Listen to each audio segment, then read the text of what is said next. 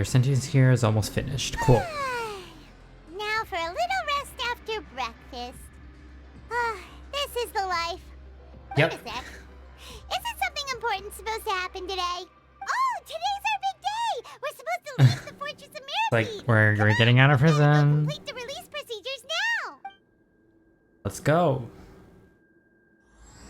Ooh, Masquerade of the Guilty. I really like that name. Please, sign here. This document will be effective immediately upon signing, and you two may exit the Fortress of Meripede via the regular channels. It's been so long since we've been to the surface.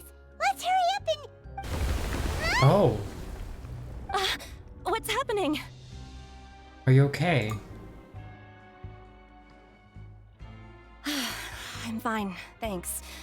But I wonder what the tremor We're was starting just this act now. with a lot of action. Let's go ask the Duke. Yeah, let's just go and ask right. Your Grace? Ah, good to see you two. Is there something you wish to see me about? Yeah, what was with that earthquake just now? Ah, that. The tremor didn't originate from the seafloor. In fact, it seems it came from the surface. Over the years Okay. of serving as the warden here, I've developed a sense for distinguishing between what occurs on the surface and what occurs underwater. Besides, the seal that Monsieur Neuvillette set in place won't fail so easily. So the fortress is okay? If you recall our last incident, if there really were a problem, there would be crowds of inmates in a panic right now. Huh, you've got a point.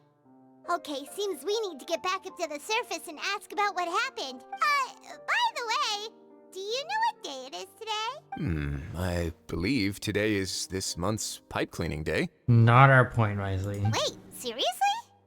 Actually, today we say goodbye to the fortress. Ah, yes. Have you completed your release papers? Yep. It's you two. Aw, Are you hi. leaving now? That's right. Today is our last day in prison. But now that Paimon says that, it doesn't feel like we were confined here. It's actually been pretty nice. A lot of people helped us out. Oh yeah, Paimon feels fond of this place now. Then be sure to come back and visit. I'll miss you.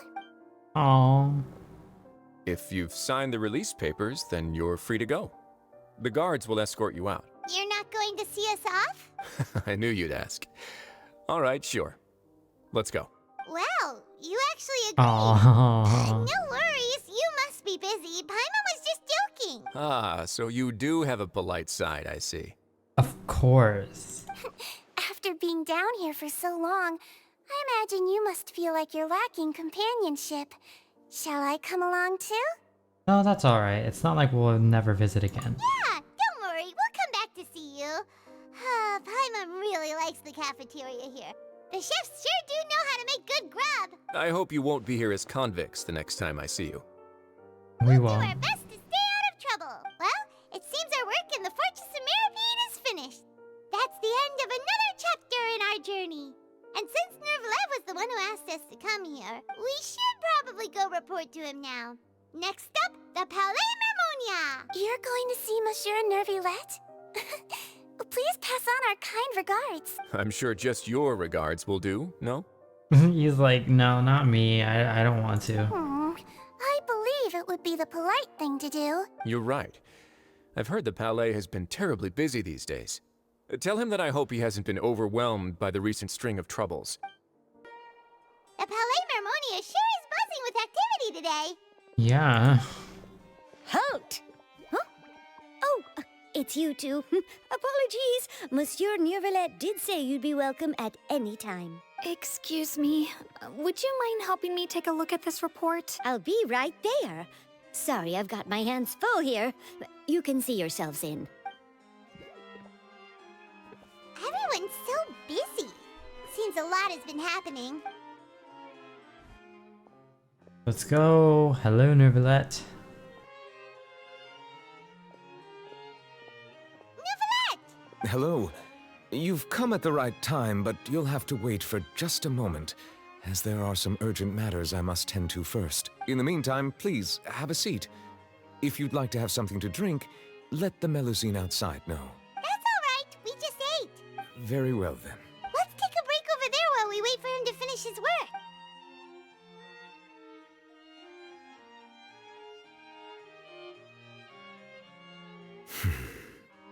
All right. That should wrap things up for now. Are you done with your work? Yes, sorry to keep you waiting. Don't worry about it. Today should be the day you were released from the Fortress of Meripede. And it appears that you've managed to complete all the release paperwork. That's right, and we came here to see you right away. You tell everything that's happened, Primordial Sea, and your dream regarding child. A massive whale. Do you have any idea what that might be? Judging from your description, that cannot have occurred in any ordinary waters, but rather something like the Primordial Sea. A whale of that size and shape cannot usually be found in the waters of Tevat.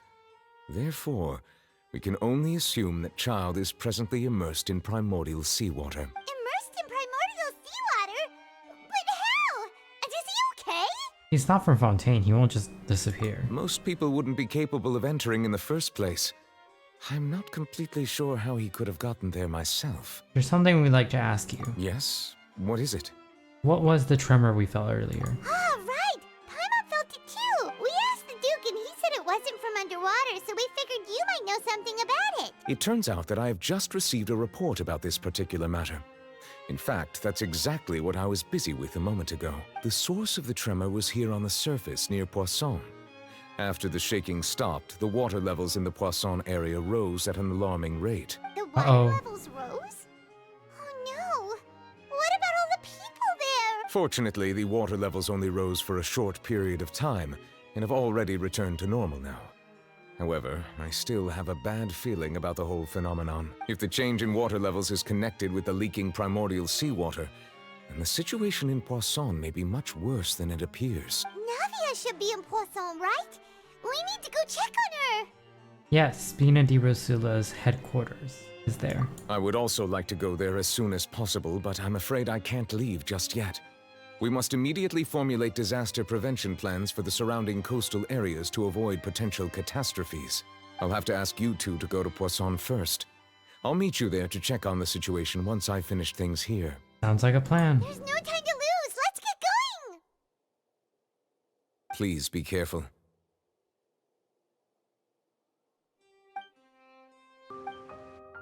All the buildings here seems to be in a pretty rough shape now.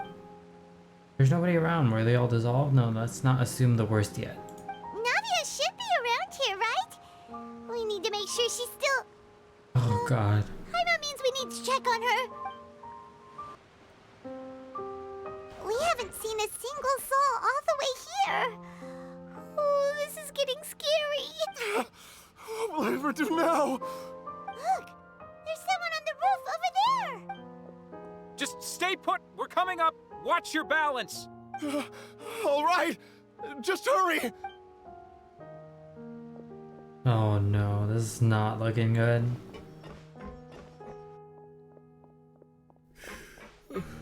I'm not young anymore.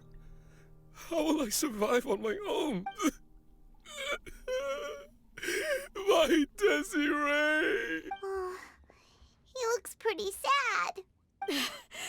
My leg! My leg! How could this have happened? It hurts! Just hang in there. Help is on the way. You can hold my hand if it makes you feel better. Not looking good.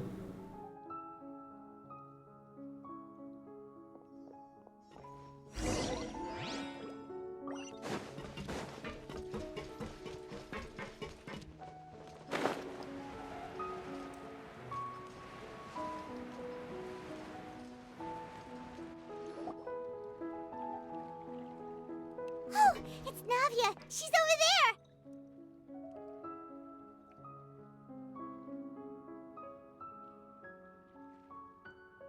Hey, Navia, are you okay?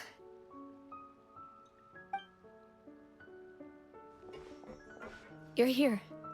Yep, heard we there was are. a situation in Poisson, so we came as quickly as we could. He looks so worried. Yes. Understandably so. As you can see, the water level suddenly rose.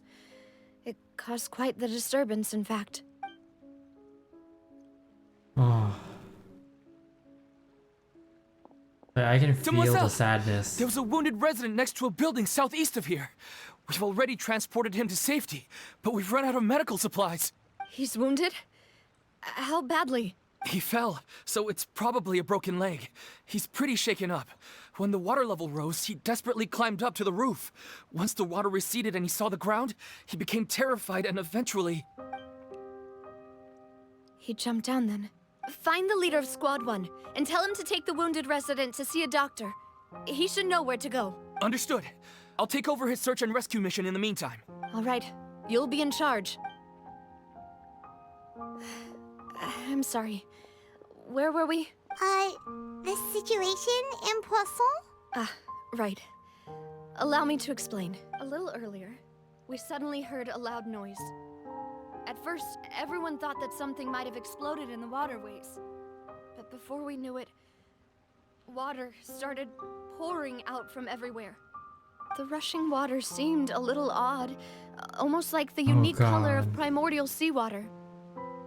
Some people didn't realize the danger and thought it was just ordinary water, leaking from somewhere. Everyone on the street who happened to be close to the water didn't have a chance to escape.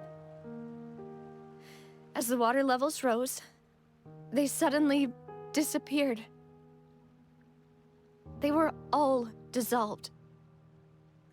I feel like I should say more here, but I don't want to. This is making me sad. Those who realized what was happening started to flee in a panic, desperately trying to get to higher ground. Many were injured in the stampede, and some people fell from significant heights. The Spina di Rosula initiated rescue operations as quickly as possible, but there have been a lot of casualties. Fortunately, the water began to recede after some time, and the chaos came to an end. The water that flooded the area contained primordial seawater, so the lower levels of Poisson are still hazardous. To ensure everyone's safety, I've asked the people there to leave as soon as possible. No one knows if this could happen again. All we can do for now is try our best to help evacuate the residents. We still haven't completed the head count, but we'll have some numbers soon. How awful. And all of this just came out of nowhere. It was quite frightening indeed. I only wish that everything that just happened was a bad dream. This, like, it's not starting out very well. Is there any way we can help, Navia? Thank you for being so willing to help in a moment of crisis like this. You don't know how much it means to me. Oh my god. I really can't express how grateful I am. Wait, we're missing some people, aren't we? Yeah. Don't say that, Silver and Navia. Malus. That's what friends are for. Demoiselle! We've got a situation here! Oh no. I'll be right there. Sorry, I need to go for now. And out she goes. Seems it might be a while before she can take a break. Navia walks around talking to many people, organizing decisions. Mard, Okay. yeah. The wounded are being tended to, and we finished a preliminary head count. More support has just arrived, so I suppose I finally have a moment to focus on my own matters.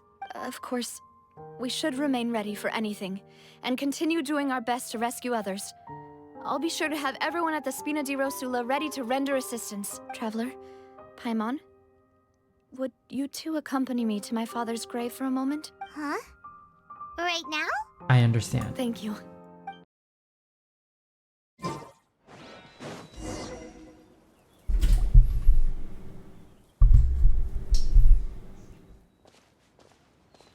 Not a lot of people here, huh? Well, given the time of day and the whole situation in Poisson, Paimon doesn't think there'd be a ton of people here visiting graves. Yeah. That's how things are now. The living are so exhausted that they've no strength to spare any words for the dead. Navia? She seems really emo. Like, I don't know what it is, but yeah, there's no need to push yourself so hard. Oh, no. Navia, what's wrong? Sorry. I just... Something's really went wrong. Like, if you look at the Poisson, like, what happened there, and like the people are dying and stuff like that. Silver, Oh. they won't ever come back here again. What should I do, Papa? They're dead? Huh? What happened They got to them? dissolved. Oh, I'm so sorry. Everyone agreed on the rescue plan, but still, I was the one who initiated it.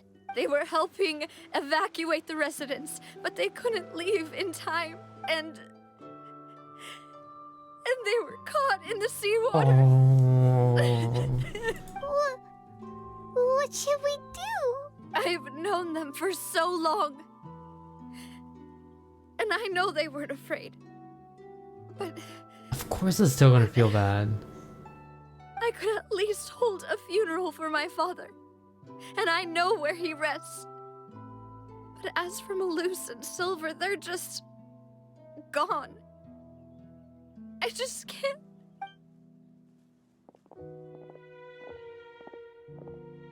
Everything looks so clean after it rains. Even the gravestones. I didn't expect that you'd enjoy a glass of red wine in front of Master Callus's grave. I can understand. Besides, the scenery here isn't half bad. See, it's not just me. Aww. I always want to bring something when I visit Papa. Perhaps we might even have a picnic. He wouldn't be angry, would he? Ah, how could Master ever be upset with you, demoiselle? Yet the cemetery is the home of those who have passed, is it not? Everyone ends up here sooner or later, no matter who you are. Buying yourself a plot in advance, are you? No need yet. But when I do, I hope you'll let me be buried beside Master Callus, demoiselle. Hey, stop joking around. I'm quite serious. Yeah. That way, it will save us both the trip to see each other whenever you visit your father's grave. Aww. That makes sense.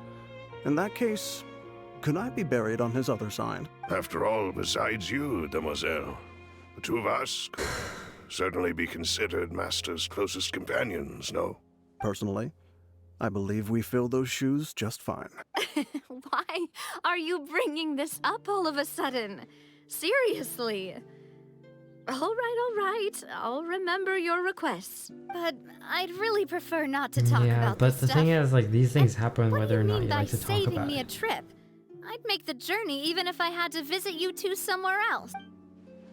I'd promised to let them rest in peace here. But here I am breaking that promise. It wasn't in your control, I'm sorry though. for letting you see me in a mess like this. I don't usually cry, really. I would cry. Paimon doesn't know how to help you feel better. But, well, she understands how you feel. I had always thought I could make my wishes come true. But now that I think about it, that never solely relied on me. Many things can only be accomplished with someone else's help. Malus and Silver have helped me so much. But by contrast, I could do nothing for them. I'm so sorry. You can spend as much time as you need here, Navia. Yeah. We'll stay with you. Yeah. Thank you. Right now, you don't know how much that means. By the way, you can have a look at this. It's a list of victims from the incident that took place here. Obena, Khan, Burnett, Giverny, Francine, Karina, Daisy Ray, Joinville, Julianne, Esson, as well as Malus and Silver. So, everyone else is safe. But still... It's okay. I know what you're thinking. And you're right. We lost Malus and Silver. But we were able to save more than we anticipated. The overall outcome indicates that the cost was worth it. It doesn't really feel worth it, though. Right. Don't think that way, Navia. One person might be saved at the expense of another, sure, but that isn't something we should ever consider a trade. Malus and Silver were not the price for saving anyone. They're heroes. What you said just now was pretty amazing, actually. I'll remember your words. Oh, really? Seems you've become more eloquent in the time since we last Oh. met.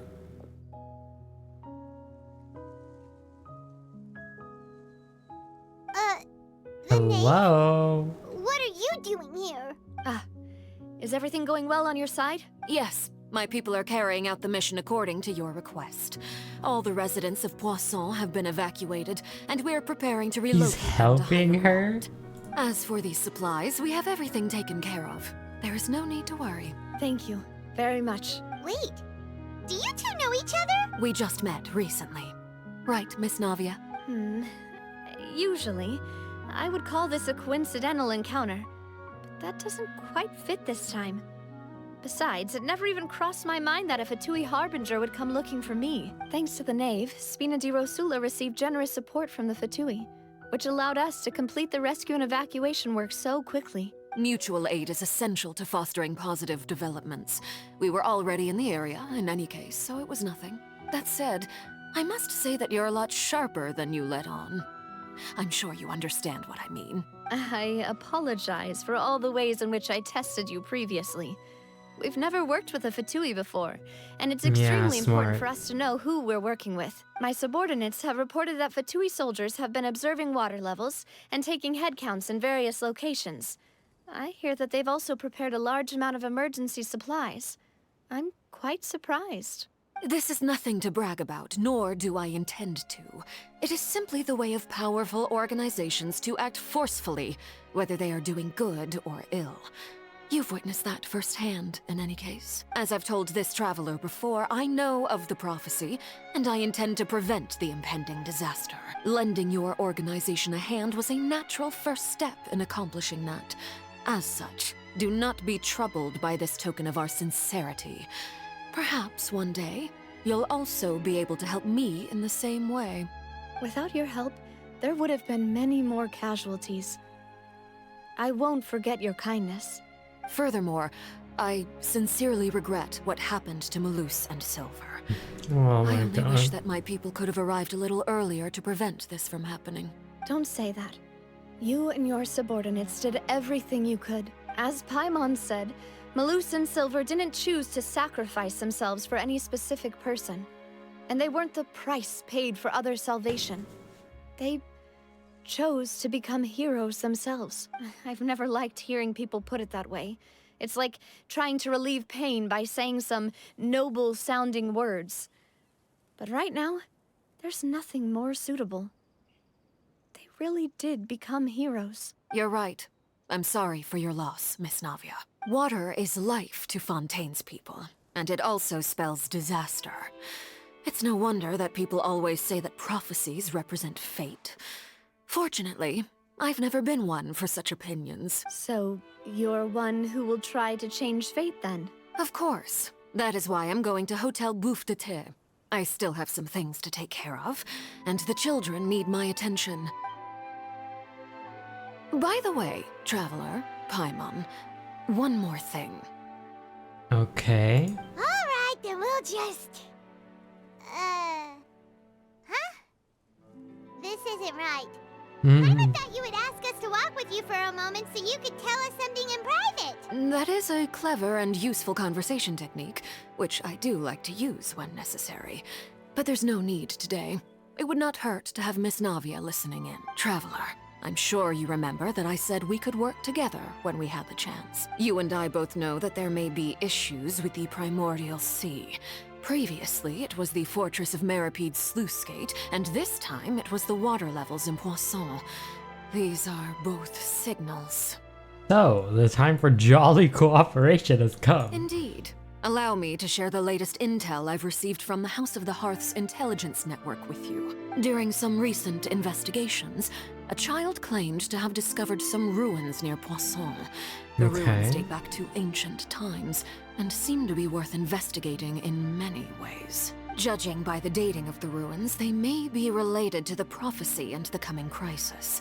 The situation is becoming more urgent, so any pertinent information will prove extremely precious. My people initially came to prepare for ruin exploration.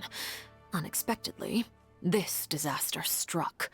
And at present, So we're we're all busy going. prioritizing the rescue effort. So that's why the Fatui were already in Poisson. I wanted to take the children along, but unfortunately, Linny, Lynette, and Fremine have all been dispatched to higher ground to assist affected residents. Linny told me that outside of the house, the person they trust most is you, which is why I want to give you this task. Are you sure this will be okay? The House of the Hearth's members see each other as family, but Linny, Lynette, and Fremine said that they also see you as such, Oh. even though you are not from the house. I'm sure you already understand how earnest they consider their friendship with you to be. Oh, that somehow makes Paimon feel kinda happy. The intel I just shared about the ruins could fetch a high price. But since the children consider you family, it's only natural that I freely share it with you. Got it! So all we gotta do is go to some ruins, right? We can handle that. Excuse me, but may I tag along? You wish to join, Miss Navia? But are you sure you're up to exploring some ruins? You need to rest. Well, I'm sad, yes. But I can't just go back and plop myself into a chair by the roadside and do nothing. There's no point in being depressed while we still have a disaster on our hands. True. As my father's successor, I must live up to the hopes he had in me. Besides, I'm also He doing bounces this for back myself. fast. I need something, a distraction, to keep my mind off Malus and Silver. Navia's strong, but she needs company. We can be that company. Yeah, Since let's you put go. it that way, I have no objections. What do you say, traveler? We'll go together. All right. The ruins are to the south of Poisson. Here's the map. Okay, the three of us will handle it. Come on, let's pack up and get going. Let's go.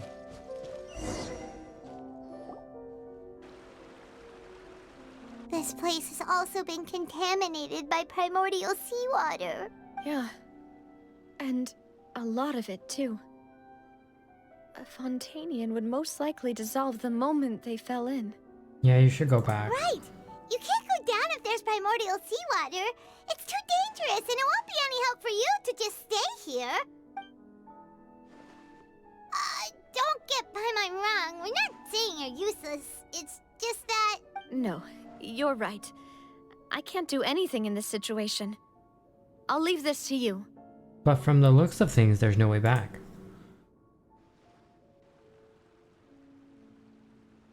That complicates things. Maybe the only way left is forward.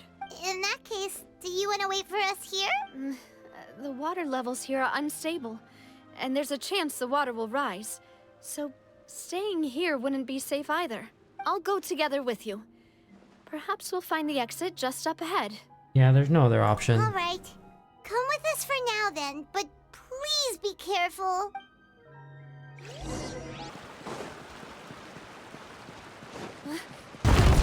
There's something wrong with this bridge. Oh no. Oh no, someone's gonna fall.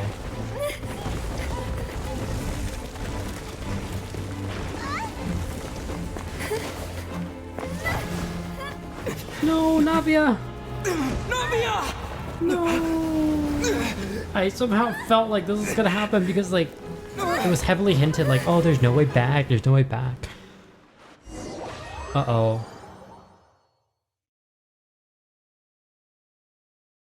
So what now? You're not gonna tell me she's gone. She's not, no, she's not gone. She's... Something's gonna happen, right? Demoiselle? Huh? Demoiselle, what are you doing here by yourself? Would you be standing here till dark if I hadn't come to get you? Maybe she just wants some time to herself, Malus. Hmm? Oh. Was I? This coloring in it, this is like a Was I vision or a sleeping? dream or something like that. Yes, it would appear so. I must be tired. That's quite possible. However, you were the one that suggested we go out for a walk. Oh, right. I nearly forgot. It must have slipped my mind when I dozed off. I haven't had a nap today yet. Have I? This is a familiar feeling, yet something's a little strange. Is something the matter, Demoiselle? Oh, no. No, I'm fine. I was just trying to recall why we came out for a walk. Do you remember Mr. Giverny? He'd requested our help before with foreign merchants who had a debt dispute with him, and we'd resolved the matter not long ago. We were headed to see how things were going with him at the moment. Ah, right. Yes. I remember now. Oh, Miss Navia. Ah, Mr. Malus. And Mr. Silver, too. These are the people that have been dissolved. It's good to see all of you. This is like not even like that happy. How have you been? I've been great. Thanks to your help, those bothersome merchants finally realized that I wasn't the one they were looking for. Why, I wasn't even the guarantor for that person. They were knocking at my door day and night. Even my neighbor Obina was getting fed up with them. Sometimes force is required to calm someone down and get them to listen to what you have to say. That's right. Oh, by the way, Burnett, what was it that you wanted to give to Miss Navia again? Oh, yes. One moment, I have it right here. Miss Navia, these are some flower seeds that I prepared. Please take them. They're a very Oh good my variety, god, and this is they'll like become so very sad. big and beautiful once they bloom. Like a I sappy don't know what we would have moment or done dream. without your help, so this is a little token of our appreciation. I hope you won't refuse. Ah, did you cultivate them yourself? Thank you so much. I'll certainly take them. Malus, we do still have some empty flower pots at home, right? Why, we can have as many pots as you'd like, Demoiselle. Oh. Perfect. In that case, we'll swap out some of the decorative plants for some of Mrs. Burnett's flowers. Very well. Wait. Something seems to be off here. Excuse me, madam. If I'm not mistaken, your name is Burnett, correct? That's right. Is something wrong? No, it's nothing. This is the first time we've ever met, but your name seemed familiar to me. I've heard this name before. Sometime recently, I'm sure of it. And why are there so few people around here? Because they dissolve, everyone go? I think. We must mind the time, Demoiselle. We still have important things to attend to today. Huh? We do? Like what? Well, now, did you forget? Miss Navia, here you are. I've been looking for you. Please, come to the Opera House. Your trial is about to begin. My trial? Wait. Oh, wait, this is getting weirder. Why would I need to go to the Opera House? Yes, she's right, Demoiselle. It's just about time now, so we should get going. Oh? All right then. This is so confusing. Why is she going to a trial?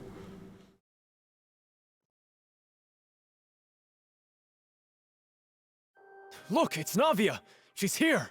And her two attendants are with her. Goodness, everyone's finally here. There sure are a lot of people here to see the trial. And they all seem to be oddly excited about something. I even know some of these people. Karina, Desiree, Joyville, Jolien, Essen. Why are so many people here? This is like a memory type thing because they dissolved, right? And then she also fell into the Recollection of water. this case. And as for the judge... huh? Where's Monsieur Neuvillette? Please sit in the defendant's seat. Don't worry, Silver and I shall accompany you. All right. But are you sure you can stand behind me? Typically, it wouldn't be allowed, but today is an exception. Hey, what kind of place do they think this is? Come on. Do they have any idea what they're doing? Seriously. Enough with the whispering! Could someone please tell me where Monsieur Neuvillette is? And why I'm standing trial? My dear Miss Navia, have you not yet realized what you've done? In that case, allow me to explain. As all here know, you are Master Callus's successor, the head of the Spina di Rosula, someone held in high regard by every soul in Poisson. After you took over the Spina, you treated all of us just like the late Master Callus had. If anyone in need reached out to you for help, you responded. Not only you, but your butler, your subordinates, nearly everyone in the Spina di Rosula fought for the well-being of those in Poisson. Wait a moment. Aren't you just proving that I'm a good person? Yes, correct. Absolutely right. And that is why you stand accused. You have helped so many people get through so many difficulties. You are one with us. We are inseparable. We are one big family, all of us who are from Poisson, inextricably linked. And with you being so important, we couldn't possibly do without you. Therefore, this fair and honorable court shall declare you guilty, and you shall stay here. You will be together with us forever. Huh? What are you saying? Everything you have said is correct. I have indeed done a lot for my hometown, and I would be willing to be with you all, but what is the purpose of having me stand here like this? What is there to discuss? Ah, well, if that's what you think, then I have no further comments. How wonderful, Miss Navia! I know all these people. Why are they laughing? I seem to remember now. Yes, I get it. This trial is... Wait just a moment. This isn't right! Malus? What was that, Mr. Malus?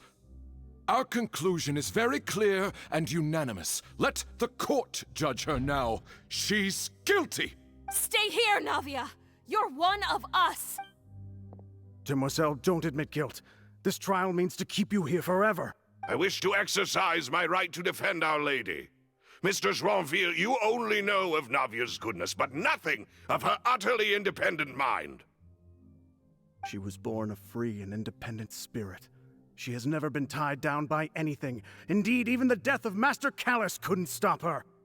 Her actions cannot serve as proof that she identifies herself as part of any group. She merely acted as an individual, extending her hand to help others. Please do not mistake her actions as being otherwise. Because they're like the consciousnesses, right? Like they become consciousness when they dissolve. So they're thinking like, oh, because like Navia's about to get in contact with the seawater, so we're gonna try to keep her dissolved. You know what I mean? Really? As an individual, you say? Don't forget, we are all Fontainians here.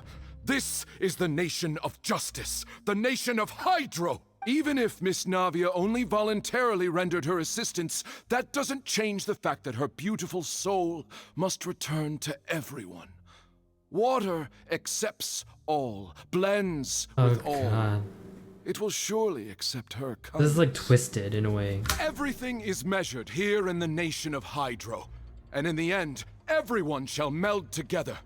Thus, when a unanimous opinion emerges, that opinion represents justice. Now I speak for everyone. Our opinion is consistent. Navia should stay. We and Navia are one. And you would call this justice? Preposterous. You are merely jealous that Demoiselle still has a chance to exist as an individual. Wow. Have you forgotten how much you all once longed to become individuals, to become independent? Do you mean to defy our justice? If your justice is flawed, then why should we acknowledge it? As you said, we can also have our own justice. Aww. Silver and I shall defend Demoiselle, and that is how we will enforce justice. Ugh, my head... It hurts. Demoiselle. Silver, it hurts. My head is spinning. All I can see is stars swirling in front of me. I remember now. Everything that seemed odd from the very beginning. Karina, Desiree, Joyville, Jolien, Essen, and Mr. Giverny and Mrs. Burnett, who we met earlier. Even Malus. And Silver. I don't want to admit it, but they're all dead.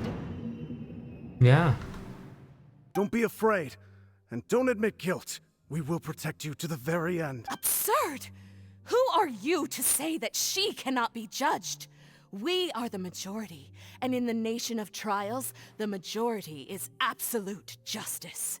We are the will of all. Don't let let them escape. We shall keep Navia here with us. Mr. Malus and Mr. Silver, must you be so stubborn? How could the two of you possibly hope to stand against the collective?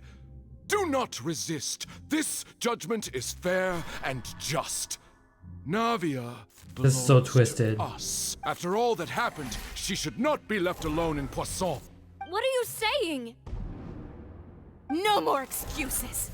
He says we're jealous. Jealous?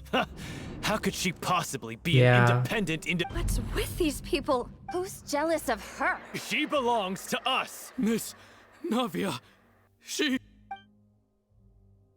Silence! Oh, hello, Rivulet. That's... Oh. Monsieur Neuvillette! Such commotion is prohibited in the court. The accusations you just presented are How did he nonsense get here? I'm and cannot so constitute confused. A proper trial. The court will This adjourn is for the getting rest good of the day. though. In this, I shall hear no objections from any unauthorized party. Our thanks, Monsieur Neuvillette. Please leave with me, Miss Navia, while there is still time. But... Go on now, demoiselle. This is your only chance to leave this place. What, can't bear to leave us behind or something? Malus. My apologies. I couldn't resist making one little joke once I realized that this shall be our last Oh no. Malus. Silver. Quickly, you must come now. Goodbye, demoiselle. Farewell. Oh, my heart. I'm not sobbing. Not at all. No, wait! Just a second! Oh. Navia? You're awake. Good. Oh, hi. I must have been dreaming. Malus and Silver were still alive, and they were defending me at some insane trial. It looks like you're all right. Did all the sad feelings cause you to have a nightmare? Paimon could give you a hug. Oh, that's so cute. The ruins you were exploring suffered a cave-in. When I arrived, I found you falling toward the water. You were just about to be dissolved within, but I...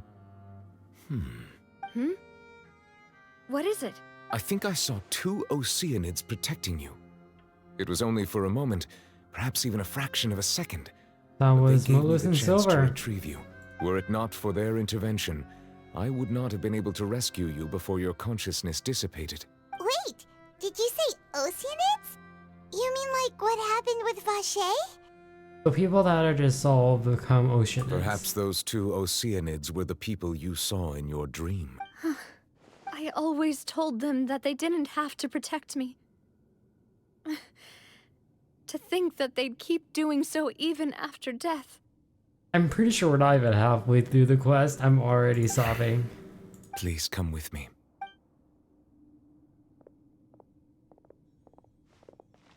Neuvillette, are you okay? Oh, I am quite all right. Perhaps there's something we could chat about? Why do you look so stiff all of a sudden? Oh, Paimon knows. You're the type who feels awkward when there's nothing to talk about, right? I merely thought that we should give Navia some time to herself. Huh? Why didn't you just say so then? I mean, Don't you think can't it's just even like more say it awkward in to front of call her. us That's over awkward. like this and then have nothing to talk about? I suppose so. By the way, Siegewein sends her regards. Ah, Siegewein. I hope all is well with her these days. Her work in the Fortress of Meropide has not been too much for her, has it? No way, don't worry. She's doing fine down there. She's an amazing head nurse. I see. Well, that is good. I have always worried that Siegewein would need a lot of time to understand the world of humanity, just as I have. Oh, and the Duke also says hi. Even though Siegewein made him do that. He hopes that you haven't been overwhelmed by all that's happened lately. Thank you. I have indeed been busy lately, and I also hope that everything is going well in the Fortress of Meropide. He still doesn't know what to talk about. Let's chat about something else then. You're the expert. So, Neuvillette, you're probably quite the swimmer, huh? Yes, of course. This isn't going anywhere. Let's try something else. behind these ruins? Did the knave tell you? Yes, in fact. I had arranged to meet you in Poisson, but when I arrived, I discovered that the Fatui were helping the residents evacuate. They had even transported a large quantity of supplies to the area. Amid my astonishment, I ran into the knave, and we had a chat. She informed me that she had asked you to investigate the ancient ruins here. Yeah, we originally planned to meet up with you, but we thought you might still be busy with all those official documents. We didn't think exploring the ruins would take very long, and who would have thought you'd wrap things up so quickly? I hope Navia can get back on her feet. Okay. Yeah. Final warning. Hold tight. The birds come. The wind knows me. Leave the wounded to me. This is long overdue. No touching. Have a seat. Let's begin. Yeah.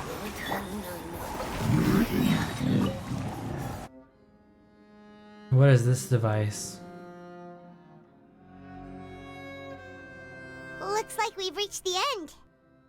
This is the place. There should not be any other hidden spaces in the vicinity. The path sure had some twists and turns, but it turns out that this place isn't actually that big. There seems to be something on the wall.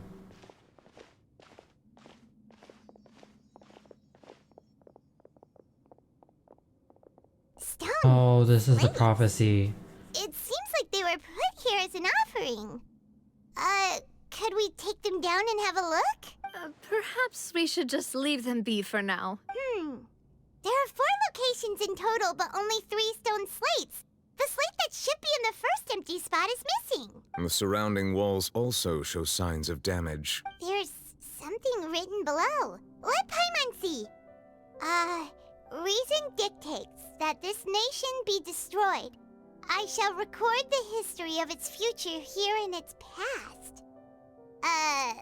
Say what? It feels like someone left these slates and these words here for a purpose.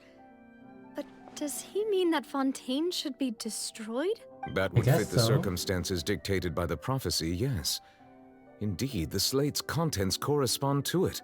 Take the second slate, for example. There's a person kneeling here. She seems so dedicated. And there's a whole bunch of other people behind her doing the same. That's Celestia. What is this? Some kind of island in the sky? And is that Lady Farina in the third image? Did the Hydro Archon fall into the water? And is that a ring of people around her? Paimon doesn't quite get it. Are they all in the water? The fourth image. I know this one. This Yeah. exactly matches the content of the prophecy. The people will all be dissolved into the waters, and only the Hydro Archon will remain, weeping on her throne. They seem to match.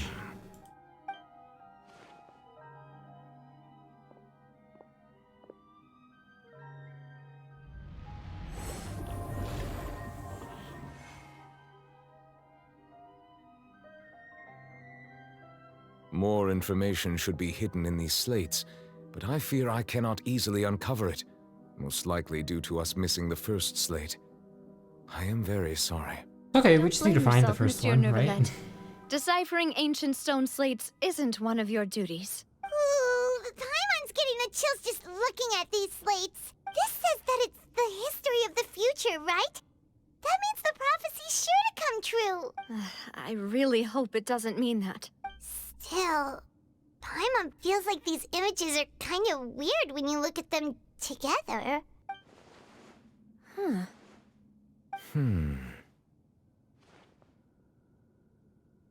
The order of the third and fourth images, right? That's right! If the images are in chronological order, shouldn't the fourth, the waters drowning Fontaine, come before the third, where the Hydro Archon herself falls into the water?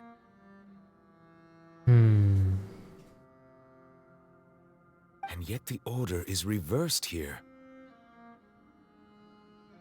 Second image is quite concerning as well. What sin are the people in the images confessing to? If we go by timing, Lady Farina only emerges in the third image. That means that the person in the second image might be the previous Hydro Archon. Egeria, then. I had never met her, but her appearance here does match the records. The previous Archon kneeling before the floating island in the skies. as if confessing a sin. Did she herself commit that sin? And if not, why would she be in such a posture? Also, I'm still wondering why these ancient stone slates are here at all. Judging from their contents, could this place be the origin of the prophecy? Does that mean that someone, or some people, once saw these slates? But Maybe? created these slates and left these words here? It seems that any further clues will have to come from Farina. In that case, there's no time to lose.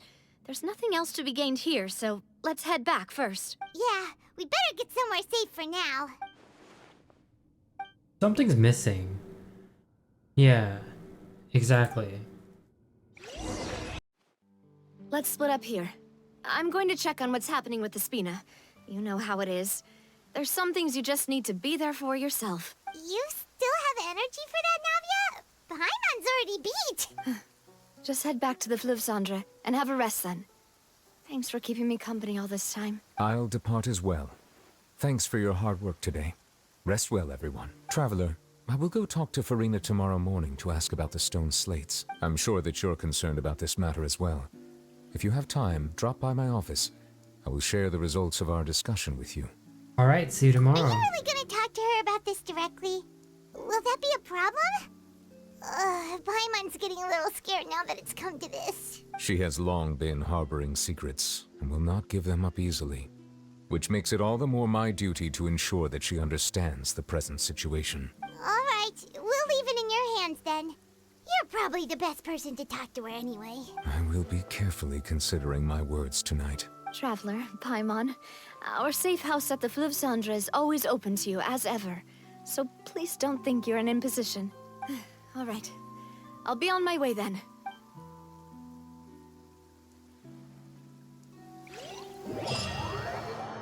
You and Paimon head to the base at Fleuve Cendre. Okay.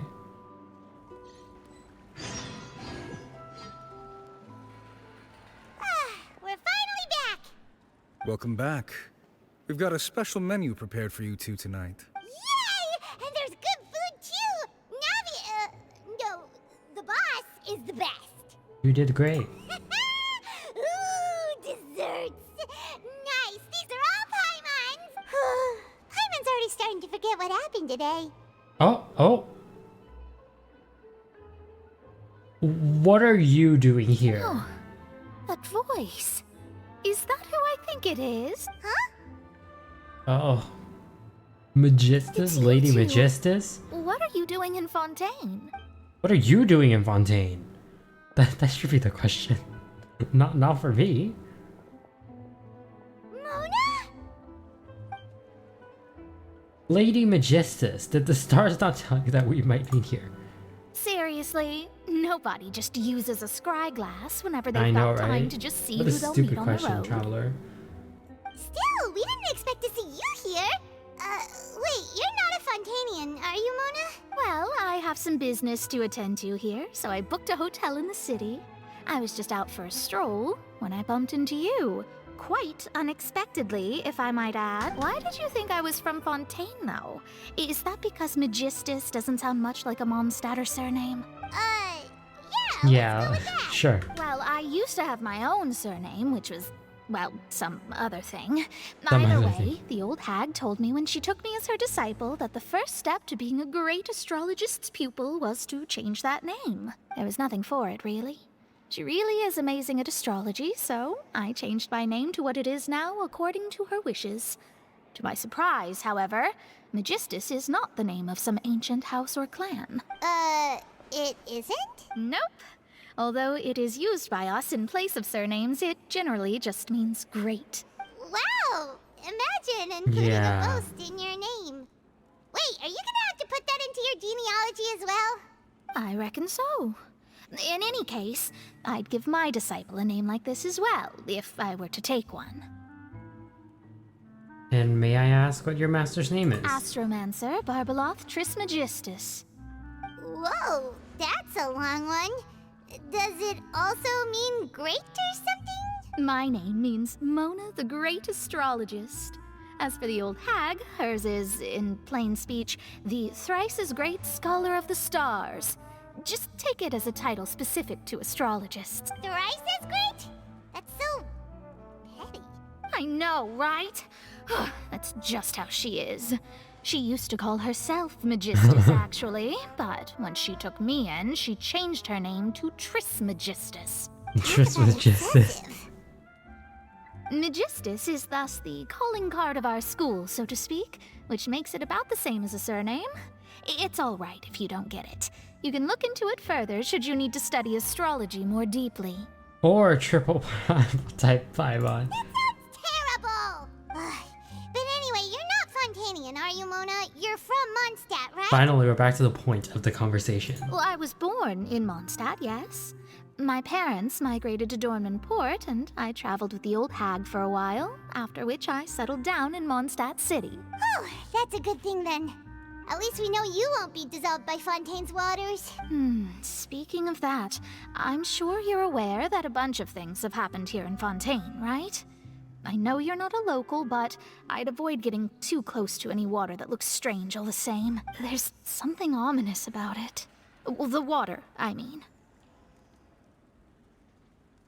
Did you come to Fontaine because of the prophecy? That was the main reason, yes. Just a while back, the Steambird invited me to take part in a panel and speak about the circulation of the prophecy as an astrologist. The invitation was sent quite early on. I don't think anyone expected Fontaine to be in this much trouble. Yeah. What do you make of that prophecy, Mona? Just tell us what you think as an astrologist. Your word would go a long way to make things more certain and less scary. What I can tell you is that I'm an astrologist, and that this prophecy concerns the fate of Fontaine, even that of all Tevat. Ascertaining this is akin to reading the fortune of the whole world. I'm afraid that this is not something that just anyone can do. If I could do it, you would no longer call me an astrologist, but a visionary. But on the flip side, the prophecy is so huge and powerful that it must surely come from a powerful visionary. Its contents involve the fate of the world. Disregarding it would be a mistake. A visionary? Sounds really powerful and all, but does such a person really exist? Of course. The old hag could do it, and I'd bet there are others amongst those Hexenzirkel colleagues of hers who could do something similar. Yeah, I need to ascertain the accuracy. Could you help me get in touch with your master? Are you sure? All right, I'll help you. It isn't often that I see you with such a serious look on your face. That's a serious face. I'll tell you once I hear back from her. Thanks, Mona. You're amazing as always. Oh, well, this is something only I can do after all. Of course, you got a strong ego. That's the greatest of astrologists for you. Of all the people we know, you know the star's the best. Indeed, indeed. Oh my god. Oh my god, this is like so... Oh my god. Sorry. I came to see what all the commotion was about. If there's anything you need, do not hesitate to inform the Spina di Rosula. Oh, whoops. Guess we were getting a little too carried away there. Well, I'll go tend to my own business now. If I receive any news, I'll be sure to come find you two again. And there she goes, quick as rushing water. And here we are with the Spina guy giving us suspicious looks. Try to keep it down next time. If Paimon hadn't spoken for you, it'd be you getting all the weird looks. The things Paimon does for you. Alright, alright. That's more like it. After the conversation, decide to sleep, basically, yeah. Good morning. To be honest, Paimon's still feeling kind of sleepy. Yeah, I'm always But sleepy. It's time to get up, traveler. We agreed to go see Neuvillette, so let's pack it up and get going.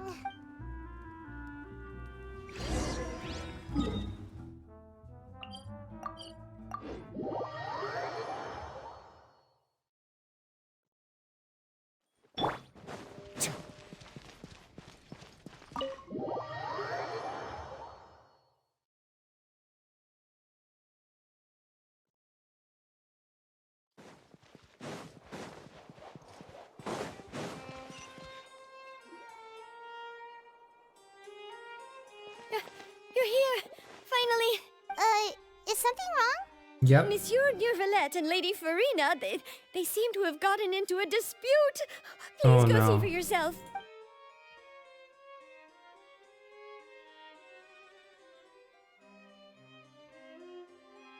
Like I said, I've already explained everything. And yet the problem has not been properly solved. There is little space for excuses between us. It is not my intention to offend you, but please, tell me where you stand. You are the Hydro Archon Focalor, are you not? Look at this. This is a list of the victims from the recent Poisson incident. You mean... they're all... We did not arrive in time to avert this disaster, and I will not have it happen again. I will say this once more. You must tell me everything you know. Yesterday, I found 3 stone slates in some ancient ruins near Poisson. Do you know anything about those? Seriously? You're questioning me like this is a court case now. I don't know anything about that. But you found them in some ancient ruins, you say? That's correct. Which is Oh why my I came God. to ask you some questions. Intense? There should have been 4 slates, but one of them was missing. The other 3 feature different images that seem to correlate to the prophecy. The prophecy? The second of these slates depicts the previous Hydro Archon Egeria kneeling before a floating island in the sky, as if confessing something. Do you know nothing of this either? I don't. I've never seen such slates. I'll ask you again. Do you really have no information regarding the previous Archon? My deciphering of the slates indicates that the Hydro Archon Egeria once had to confess to, or apologize for, a certain sin. If anyone Oh, God. it should be you. Yeah, it's only her, man. I'm sorry. All gods don't have the same secrets, you know. She was herself and I'm me. Is it really so strange that I know nothing? I understand your concerns, but I'm sorry. I just don't have anything to tell you. Forgive me for saying this now, Lady Farina, but I have long known of your various secret investigations into certain matters. There are several indications that you have been investigating the prophecy on the sly. This is not strange in itself, considering that you are the Hydro Archon. But it is strange that you should also claim to not know any of Egeria's secrets. Something's off. It's always been off. Inquiries. You have never been as superficial as you have presented yourself to be, nor are you a fool. And yet, your behavior is very inconsistent. So you Not were watching the me all this obnoxious time, have laugh. you? I didn't think you were that type. You. Well, since you know about my secret investigations, then you should know I'm actually working to take care of it. There's no point questioning or suspecting me. You're the Eudix, but you're still my subordinate. You should be following my lead. Just trust in me. You're Archon, and do as I say. Never mind whether you can truly convince yourself to or not. It'll all turn out fine. That's all I have to say. We do not discuss this matter again. Oh, the opera's about to start. Toodles!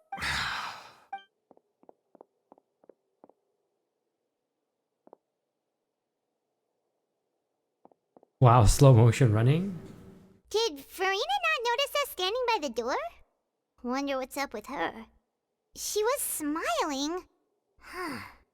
She didn't seem in the mood to care if we were listening in or not.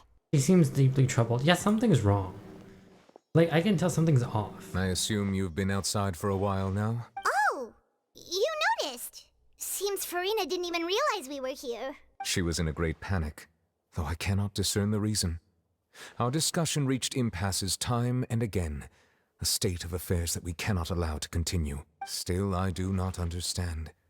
Dialogue is the basis for understanding, so why did she keep refusing to engage?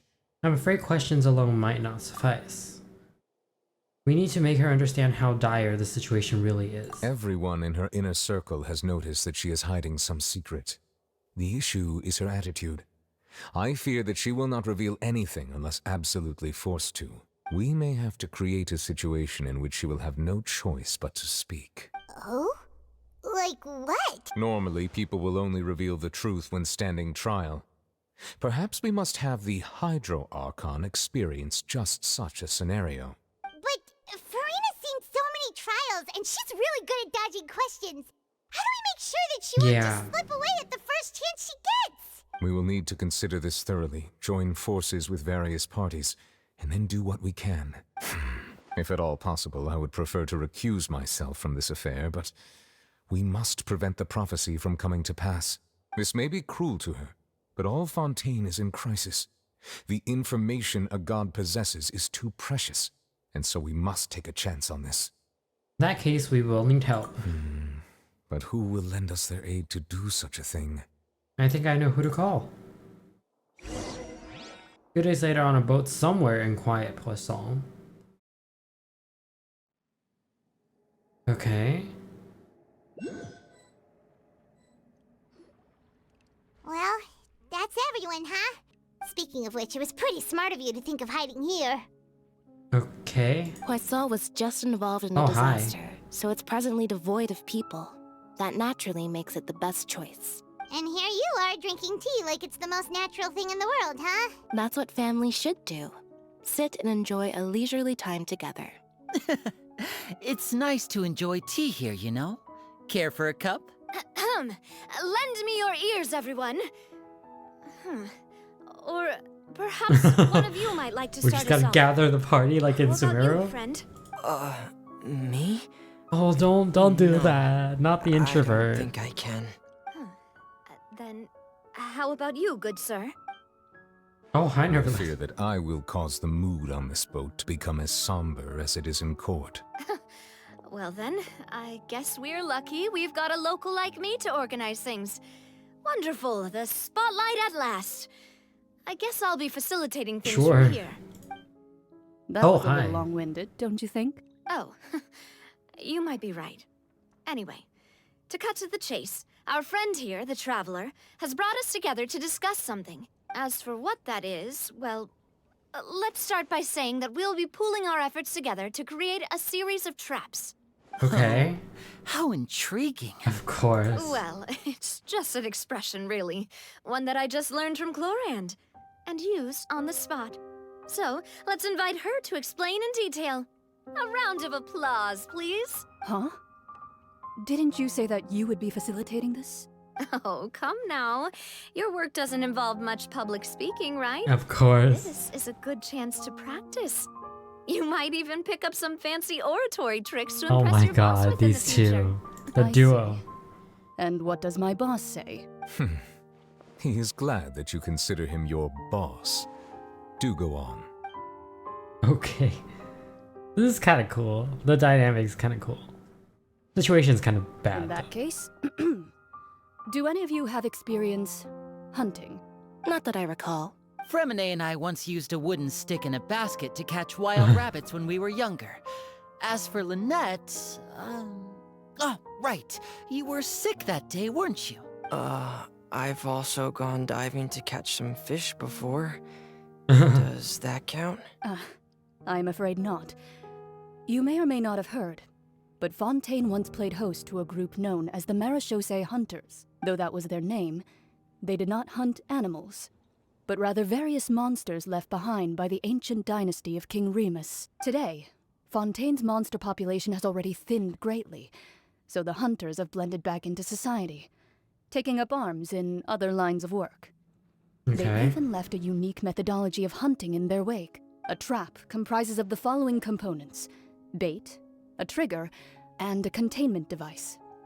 Sometimes a lethal implement will also be necessary to deal with the prey. So, if we were to build a trap together, right now, what would you choose to build it with? For me, I would prefer something basket-shaped. Pigeons and rabbits will Of see the course, bait basket. and naturally enter the snare. Our line of work requires a deft hand, and we're some of the best in the industry, so you can count on our techniques. You used some of those techniques while moving the people of Poisson, didn't you? My subordinates mentioned that you even performed some magic for the bawling children. Yes, and I even managed to gather some intelligence in the meantime. I'm quite the multitasker if I Of do say so course. myself. I'm afraid I can't claim that as my strong suit. I prefer more stable methods, like placing bait in the water and waiting for the fish to come within reach. That's the kind of method I would count on. Calm and steady. Exactly the kind of person who would catch loads of fish. And I can be their assistant. With discretion, I'm sure. I'd probably use some sort of mechanical animal. Papa once bought me some small clockwork squirrels, mice, and such. When placed in the forest, they can attract others of their kind. I remember that you liked those too, didn't you? I did. And that would be a good way to go about it. If they're realistic enough, animals of the same kind will follow them all the way to the trap. What about you, Monsieur Neuvillette? I fear I do not have any related experience. That makes sense. You usually solve problems directly, without the use of any such tricks. But I do have one more question for you, Monsieur. If we were to create a trap now, how would you design it? I would like for it to be effective, but bring no harm to the prey. A more gentle trap would be ideal. Kind, as always. However, our intention doesn't necessarily change the containment device and the type of implement we need. If we wanted to kill the prey in one strike, we would need a powerful implement. However, that also goes for prey that must be captured and safely contained. Wait, why's that? Only a hunter who's a true expert at subduing their prey can snare it without harming it. The line that divides life and death is often exceedingly thin. So are we going hunting together? Huh. We hadn't thought of seeing ourselves as hunters. It kinda works, but maybe it's still not the best metaphor.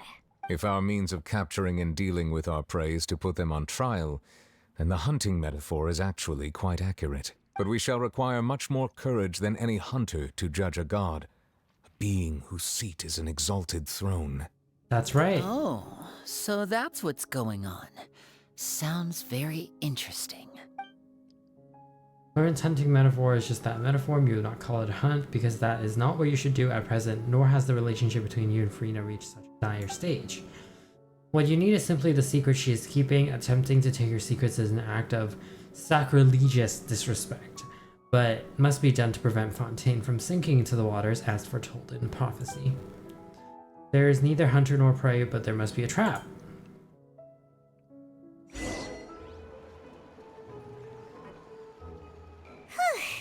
It's been a tough few days, hasn't it? So much has been happening. Those meetings sure did make me hungry. Paimon didn't think the meetings would go on for so long, but everyone seemed pretty fired up, huh? Paimon thought they'd be at least a little frightened. Well, Fremine was, now that Paimon thinks about it, but everyone else just looked a little surprised. Do you feel more confident after the meetings? Well, it's hard to say. Paimon doesn't have any experience with this sort of thing. But with you around, Paimon sure will do great. After all, you're the most reliable person in the world, aren't you? Huh? Something wrong? Did you just pour some tea? Paimon didn't notice you doing that at all. No, I didn't. Then what's that? Paimon's never seen that cup before. Don't be frightened. I'm just joining you two for tea. I merely refrained from That's saying anything till now. Barbella, Who's yes. that voice? But there's no one here. Ah, have you forgotten me already? Wait, you are familiar. You're the voice we heard from the sky in Sumeru. The voice from the sky, I fear that description is wrong. Though, not completely wrong. You're feeling lost now, just as you were feeling previously. I sensed that confusion and thus came to you. Guiding people is an irresistible hobby of mine, after all. Who are you and what do you want with us? I'm pretty sure it's Barbella. Consider me a passerby, just accepting a commission from my friend's disciple on a whim. Allow me to ask you, will Fontaine's prophecy come true? The prophecy. Yes, what has been prophesied will be fulfilled. You may view such things as the history of the future. Oh wait, this is Nicole. What? Right? Then I don't know. Is there any way we can stop it? I believe you have witnessed a failed attempt with your own eyes. Can everything in Tevat so easily be changed? There it is again. Can there really be no exceptions? Ah, so you've caught on. Just as prophecies are usually only the future as seen from the perspectives of the gods. Could things be happening in hidden corners where the gods' gaze does not fall? Are the things that you shall see different from the fate that the gods perceive? What is she talking about? It all sounds really impressive and important and stuff, but it also sounds kind of scary. The tea in the teacup is just about gone as well. I believe that you understand, right? Some things are insignificant, but others you must reach out to change. Ultimately, fate shall serve as your only guide, no matter what will happen in Tevat's future. All you need to do is to play your part. This was good tea, by the way. Thank you for your hospitality. Well, that'll be all for today. The voice. It's gone. Mage N, is this the clue you're leaving for us? The night unexpected need leads to complicated feelings. When you wake up, someone seems to be outside. What? I want to hear someone talking. Alright, coming! You're getting more diligent, Paimon. Hey, it's you who's getting lazy, okay? Well, I see I've walked in on some lively banter.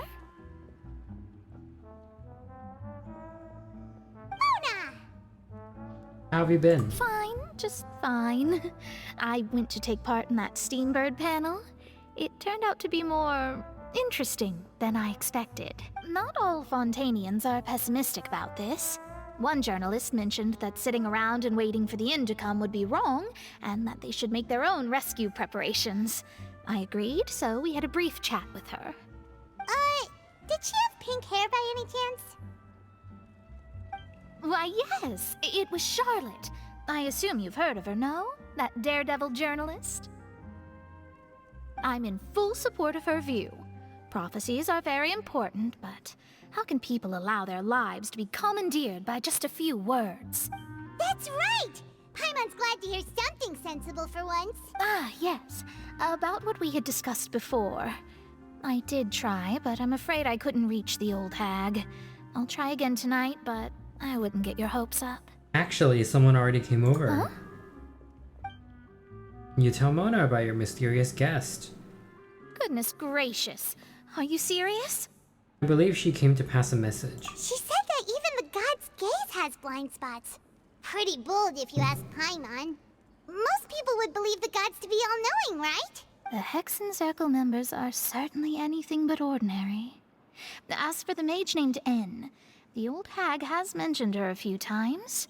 She said that N's sense of direction is incredible, and that she loves guiding those who are lost. But I've never met her, and if she were still alive, she'd be... well, suffice it to say that the hag's at least a few hundred now, and N's been around for longer than that. Whoa. The Hexen Circle sounds like a scary group. But they must really stay in shape to live so long. Their abilities alone are pretty terrifying. If she came to see you personally, then the problem you're facing must truly be of great importance. Well, it's not like Paimon could understand anything she said. Yes, she was quite cryptic, but I suspect she means that there is still a way to turn things around. She didn't say when or what that would be, though, so perhaps it is something that you cannot know right now. True, her words are meant as a helpful hint, but when will we realize their value and meaning? Was this the best answer that my question could have gotten? Traveler, Paimon, are you two alright? Oh, we're fine.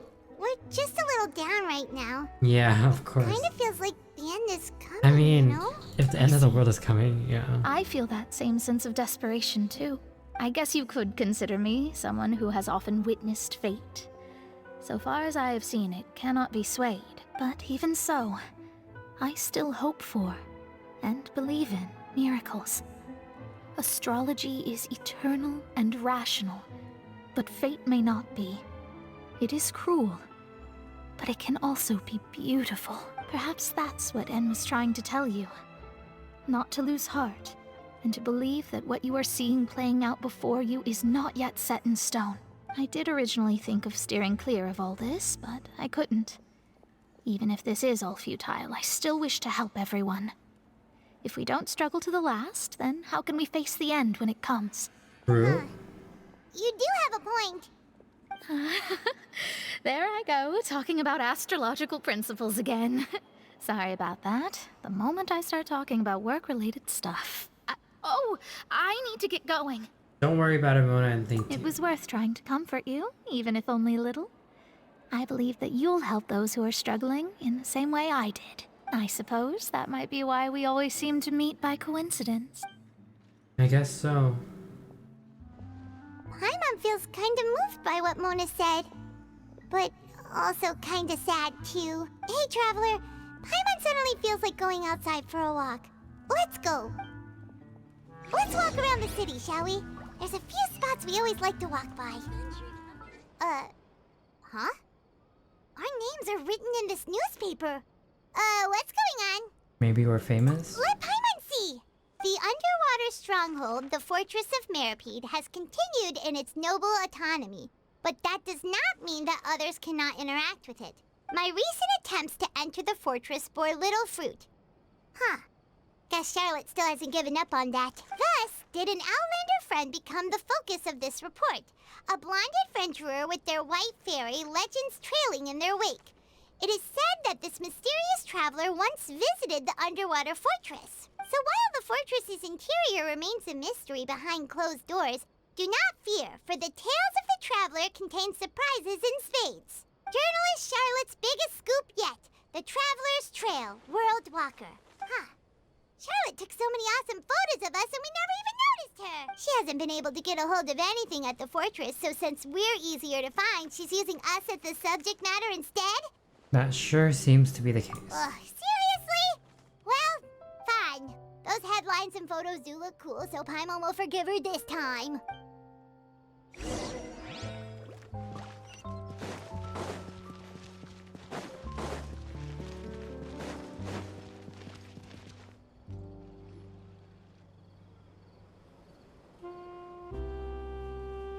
here! Paimon's hungry. Should we go in and get something to eat?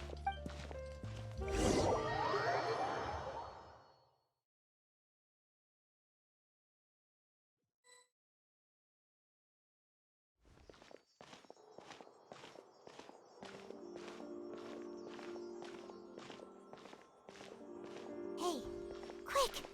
Look! That's the limited edition only 16 slices a day cake! It hasn't sold out? It was so delicious the last time we tried it! Despite the tense situation we were in, let's give it another go. Paimon's sure it'll be great! One slice of cake, please. Someone showed up after all! Oh, wait, you're the one from the Palais Mermonia. Oh, are you here to buy cake too? It seems Monsieur Nervalette was right. You really can eat. Wait, did he really say something like that? That's right. Even he has his own preferences when it comes to food. As for me, I love the cake and coffee here. Do you come here often? Usually every day. Every day? It's part of my daily schedule, apart from work. I shall have my cake and coffee. Oh, that's cute. Then what if someone told you one day that this place would be closing soon, and you wouldn't get to eat cake here anymore? What would you think? But why would it close? Well, Paimon doesn't know either, but maybe the waters will rise tomorrow. Oh my god, Paimon, you're not really good at hiding your... what you want to say. Oh, the prophecy. To be honest, I haven't paid much attention to that. No, still, even if there'd be no more cake tomorrow, that wouldn't keep me from having some today. No, it's the same for eating in general. You might not be able to eat tomorrow, but if you can do so today, then you should carry on. That's what people call living, you know.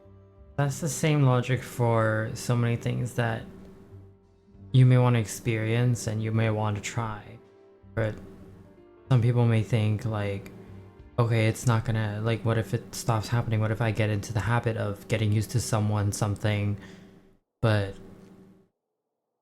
over time it's just like, if you decide not to try something in the first place because you're already afraid of it being gone, then you're missing out on a lot. Huh.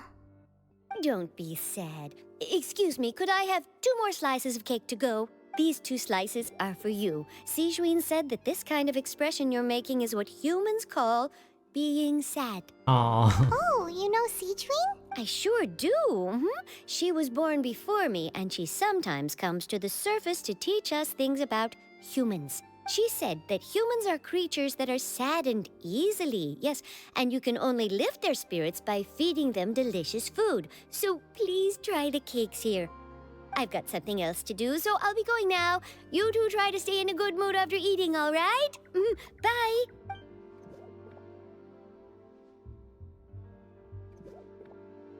And there she goes. All right, let's dig in.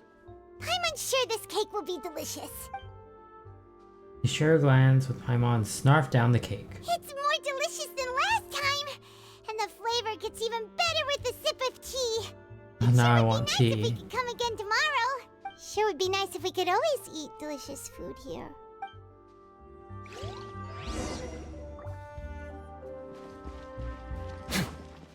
Wow! If it isn't the Traveler and Paimon! Oh, have you seen the article I wrote about you? Ha! You've got some nerve! You just used us to make some quick mora! Can we negotiate a profit split? Oh, you needn't worry about that. I heard that you were in Poisson some time back, so I sent you a letter to discuss just that. It appears you didn't receive it, though. It's all right, though. I've set aside the amount intended for you. I've even set the table with some food. Really?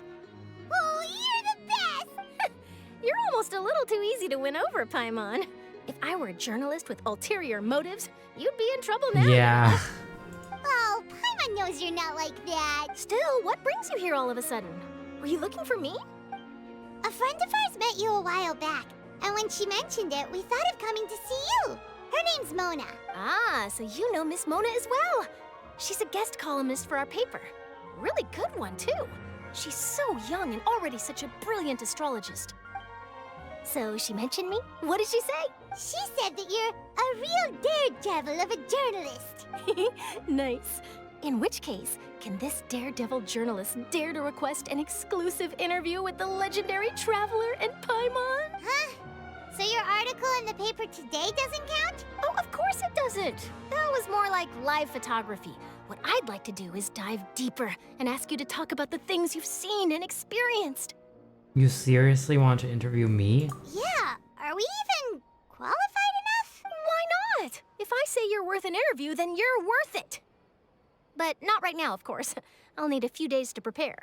Oh, in that case, we'll just chat when you have the time then? Oh, so that's a yes? Ooh, splendid!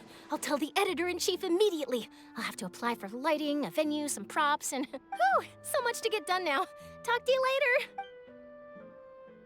Wait, Charlotte, Paimon's still got a question for you.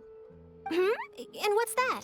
If, just for example, Fontaine were to be Oh my flooded god, why is tomorrow, Paimon asking everyone what would that? you do today? Huh, that's the prophecy you're talking about, isn't it? I mean, I do hear about it often, but Yeah. I've never once thought that the day could be tomorrow. You don't really just actively think about things like this. It's more like something you put at the back of your mind, and when I mean, because if it does happen, you can't do much about it, so why not just try to live your life now? If you're seriously asking, then I might try and think of a way to leave Fontaine. Oh, but I'm still a journalist first and foremost. That means I have a duty to be reporting from the scene. And secondly, I wouldn't forsake my homeland that easily. From what I've seen, most people don't know what they'd do should the worst come to pass. In truth, it might be better just to behave like normal rather than worry over such an end. True. So in all likelihood, I'd probably still be prepping at the office for that interview of ours. I know what you're thinking. That sounds a bit sad, but I've always believed that it's best to do what you enjoy. Yeah. Just think about it. If this nation really were to be suddenly destroyed tomorrow, but I still successfully finish an exclusive interview with a truly unique person, then the story I would wind up writing would truly be timeless. And then do you know what I'd do? Well, I'd write that story, send it for printing, and use messenger pigeons to get copies out to the various nations as soon as possible. I'm not a dreamer, nor am I a workaholic, but I do love my job. true. And I'd be proud of leaving such an article behind. I guess you could say that I was born to be a journalist. Yeah. But anyway, that's my answer. And on that note, I'll get back to my preparations. That's so nice. All of a sudden, Paimon actually kinda envies her. Anyway, let's go and take a look at the sea, shall we?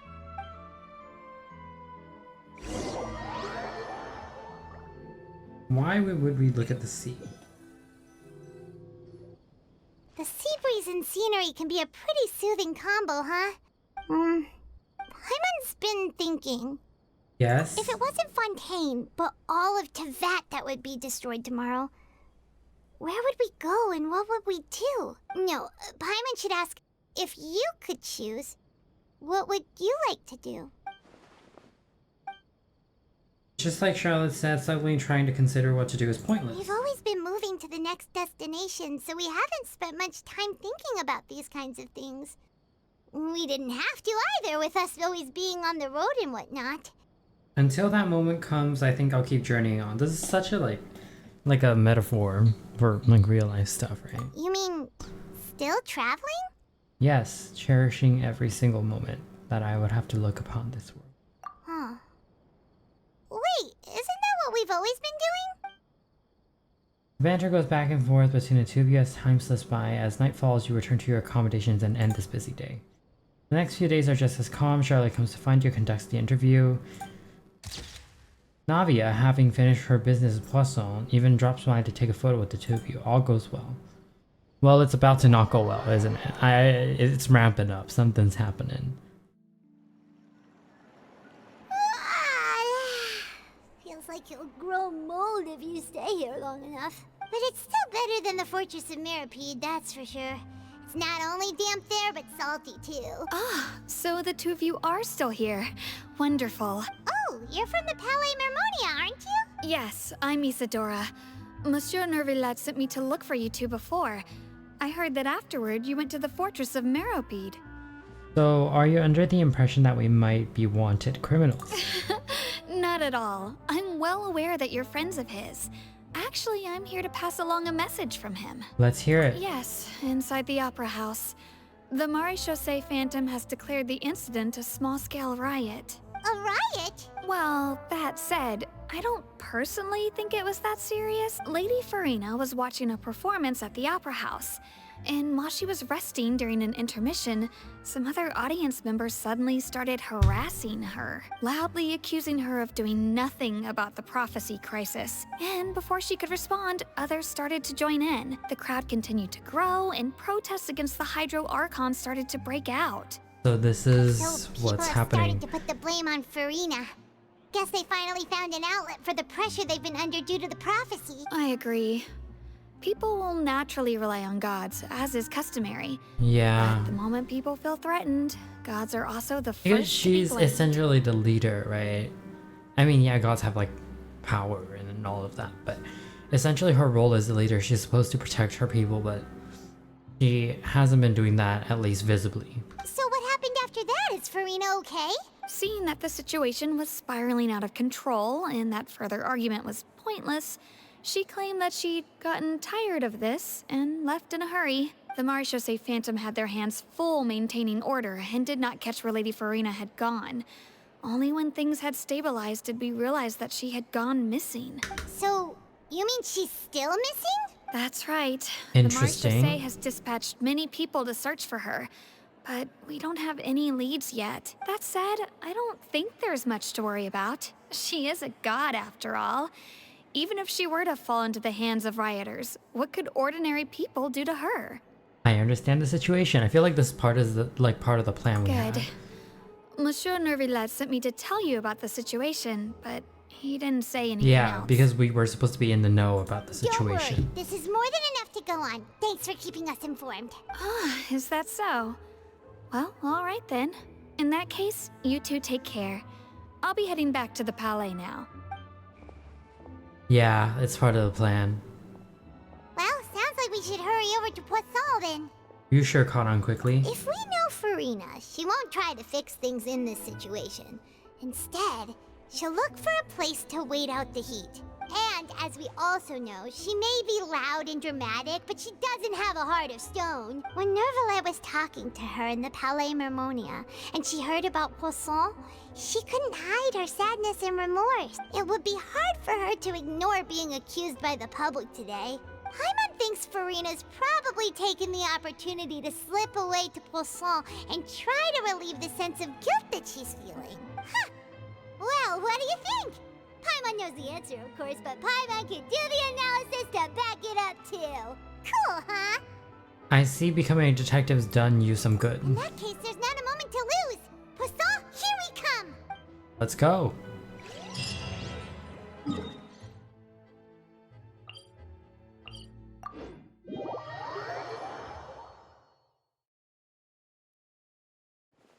This place looks deserted. Guess all the survivors must have evacuated already. All that's left here are signs of devastation. Could Farina really be Yeah, here? there she is. Let's...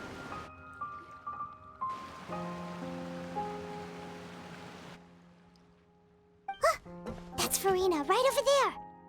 She really is here all on her own. Yeah, stay quiet.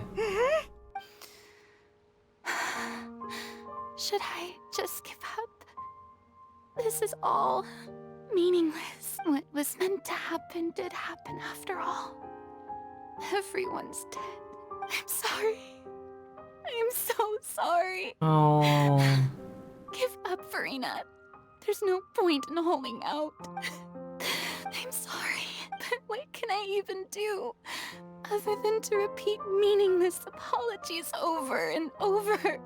Yeah, it's obvious that she can't necessarily do something to just make everything better, but there's something that's happening in behind the scenes that we don't know about yet. Who's that? Don't worry, Farina, it's just us. Yeah, of course you gotta It's laugh you, now. blonde traveler from another land. Why, I almost thought you were Oh my someone from that God, she's mob still of my trying to ignorant act. subjects. Come to kneel and beg for my forgiveness. Farina, you were crying just now, weren't you? The tear stains on your face are obvious. What do you mean, tear stains? Oh, I remember. The show at the Opera House Right. earlier this morning was so Totally. moving. I'm still trying to process it. Who did that uncivilized rabble think they were? Disturbing my enjoyment of the arts. They even dare to tout their archon. I must teach them a lesson. I Right. can just imagine their twisted and frustrated faces once they realize that I'm nowhere to be found. Oh, and I'm sure Nouvellette and those people from the Maréchaussée Phantom are freaking out right next to them too. Oh my gosh, she's going crazy. Stop trying to act, yeah. You're actually beyond devastated, aren't you? Of course not. Hey, there she is! The Hydro Archon's over there! Quick, after her! Farina, those people seem to be after you. They are?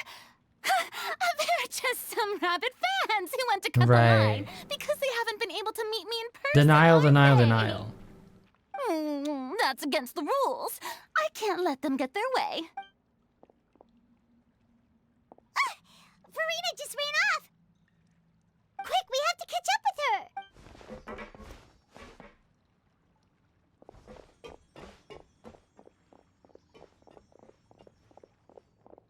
Oh my god. Okay.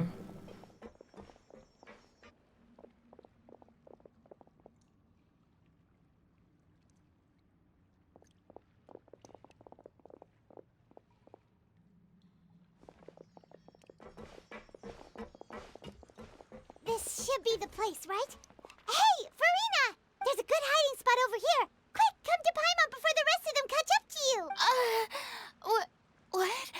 What is this place? I wonder. They're almost here. Fine, fine. I suppose haste is warranted. Lead the way.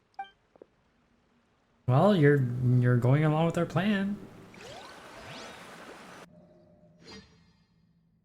Are we going inside that house?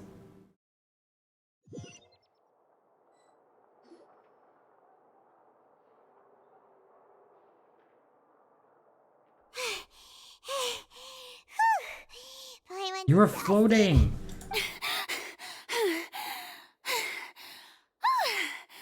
I'm so tired. I totally thought they had caught me. No, I mean, I merely gave in to the sheer enthusiasm they displayed. This place is not what I call soundproof, yeah. You're right. Yep, that's a good girl. What's happening? The ground's shaking. Is it an earthquake? Another disaster just struck, I suspect. Yeah, a quake of this kind preceded the flooding in Poisson, didn't it? It can't be. It's happening again. Well, there's no need to worry too much about that. Neuvillette made some emergency plans, so the evacuation should go a lot smoother this time. Yeah, I hope you're right. But the people of Poisson, they've already... Had Farina finally reached her limit, now that she's talking about her actual feelings, she's starting to look far less stiff. You begin to talk amongst yourselves as Farina slowly calms down. It's true. I've been investigating the prophecy for hundreds of years. I once had informants all over Tevat, searching for clues and feeding information back to me. I've tried all kinds of ways too to hold back the sea. Anything to keep the coastline from advancing. But all my efforts proved to be futile in the end. Really, the truth has been clear to me for a very long time. We cannot make an enemy of the divine. No matter what we do, the will of the heavenly principles will have its way, and the prophecy shall be fulfilled. But even then, you still haven't given up, right? Give up. I do love the sound of that phrase. Oh, it would mean finally coming to terms with fate, but also for me to finally be free. But that would also mean that all hope would disappear. Indeed. I've thought about giving up so many times, especially after we almost lost Poisson. Fate is really unreasonable, isn't it? Yep. It has no heart and obeys no rules. The prophecy has only just started to come true, and so many people have already lost their lives. But just now, it all became clear to me. I still don't have the right to come to terms with fate on behalf of everyone else. As long as the final moment hasn't come, it's still not too late. Don't worry. I will keep hope alive for everyone until the very end. Well, that's enough for now. I got the impulse to play the stricken maiden, but honestly, considering my rank and station, that wasn't a big fit at all. Don't take any of what I just said seriously. How could I possibly let Fontaine fall to the whims of trivial prophecy? Come on! Paimon could have sworn you were actually being honest just now. We're running out of time. We can't just go back to square one like this. I have to get more information. Rina, you may not have to shoulder this burden alone. Although I don't know what you might be keeping from everyone, your people are more than willing to share your burden with you. Share my burden? That's impossible. It was fated right from the start that this would be my duty alone. Even if your burden doesn't need to be shared, you can still choose to confide in someone. Just share it with me. I would call a witness. A witness? Yes. I've heard that you came to Tevat from beyond the stars, yes? Yeah. In other words, you never belonged here. And if Tevat is, in its entirety, a show on a stage, then you're just a spectator, aren't you? If that's the case... There's no time left. Please just say it.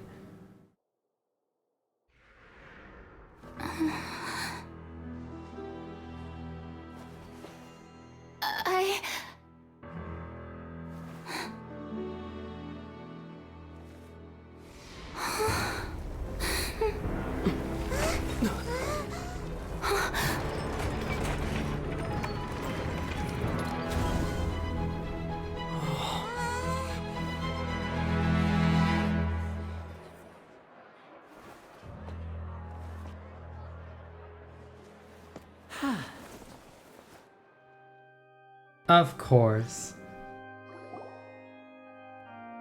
Ladies and gentlemen, this concludes my opening performance. Now, without further ado, we may proceed to the trial of our god.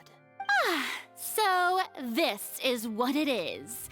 Yes, You deserve praise for the effort you took to raise the dramatic stakes. Do not forget, however, that I am Focalor, the god of justice, the embodiment of justice itself. Does it not strike you as She even switched the up least bit fast. absurd to bring the very concept of justice to trial? May I interpret these words as your refusal to stand trial? In that case, you will have the opportunity to defend your honor through a duel. Of course, we gotta pressure her. Draw your blade against a god? I see. It seems like you have made up your mind. What is she doing?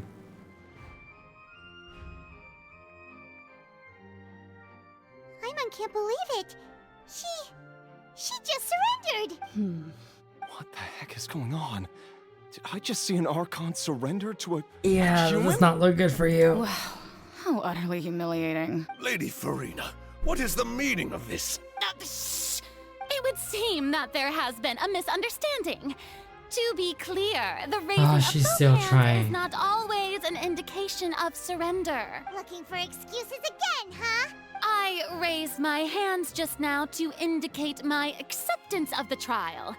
No duel shall be necessary. I will admit that I've been running away for a long time. I'm sorry, everyone. I was unable to protect the people of Poisson. It is my duty to stand trial for my crimes. This already feels so intense. You are not the only ones to be disappointed in me. I, too, am exceedingly disappointed in myself. But now, it is time for the Hydro Archon to show you her courage and resolve. I, Farina, will use this trial to show the world the true meaning of justice. This time, I will protect you. Applaud and rejoice. One of the most outrageous and fantastical arcs known to the opera epiclese is now unfolding before your eyes. Mark my words. This shall be one of the most exhilarating and brilliant shows ever to grace the stage of Fontaine. The trial of the Hydro Archon, Focalor, will now begin! Woohoo! Oh, now we're making history!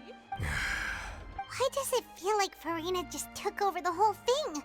Like, come on! Didn't she just get forced to stand trial for her crimes? There's something else. There's definitely something Even though else. she's still acting super dramatic, she is taking this seriously this time, right? All right, then. Who will be my opponent in this trial? The court asks the prosecutor to please take the stand. It's me. Thank you, Your Honor. Is that so? Very well. Then please speak, witness Oh, up to God. that, my accuser and fated opponent. We were so close to getting her to tell us the truth, and it still turned out like this in the end. It's okay, though. As long as we can defeat Farina in court, we'd still have a chance to figure everything out.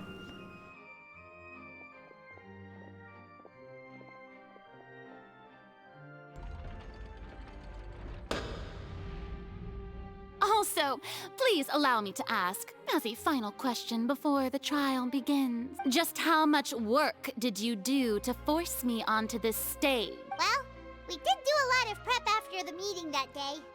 I can go over the tasks assigned to the Spina di Rosula, since they were rather straightforward and easy. Navia, the president of the Spina di Rosula. Most of the people who participated in the disturbance this morning were my subordinates. They Oh. changed into plain clothes and came to the Opera House as regular audience members, waiting for the perfect opportunity to incite insurrection Of against course. you. The people's resentment against their Archon has been building as more and more of the prophecy is fulfilled. A spark was all we needed to turn smoldering anger into a flame. Moreover, according to our understanding and analysis of you, when something like that occurred, you would likely flee the scene and head to Poisson by yourself. So, we arranged for a second group to lie in wait there. So, you mean The ones who scoured the settlement for me were also from Yep. Spina.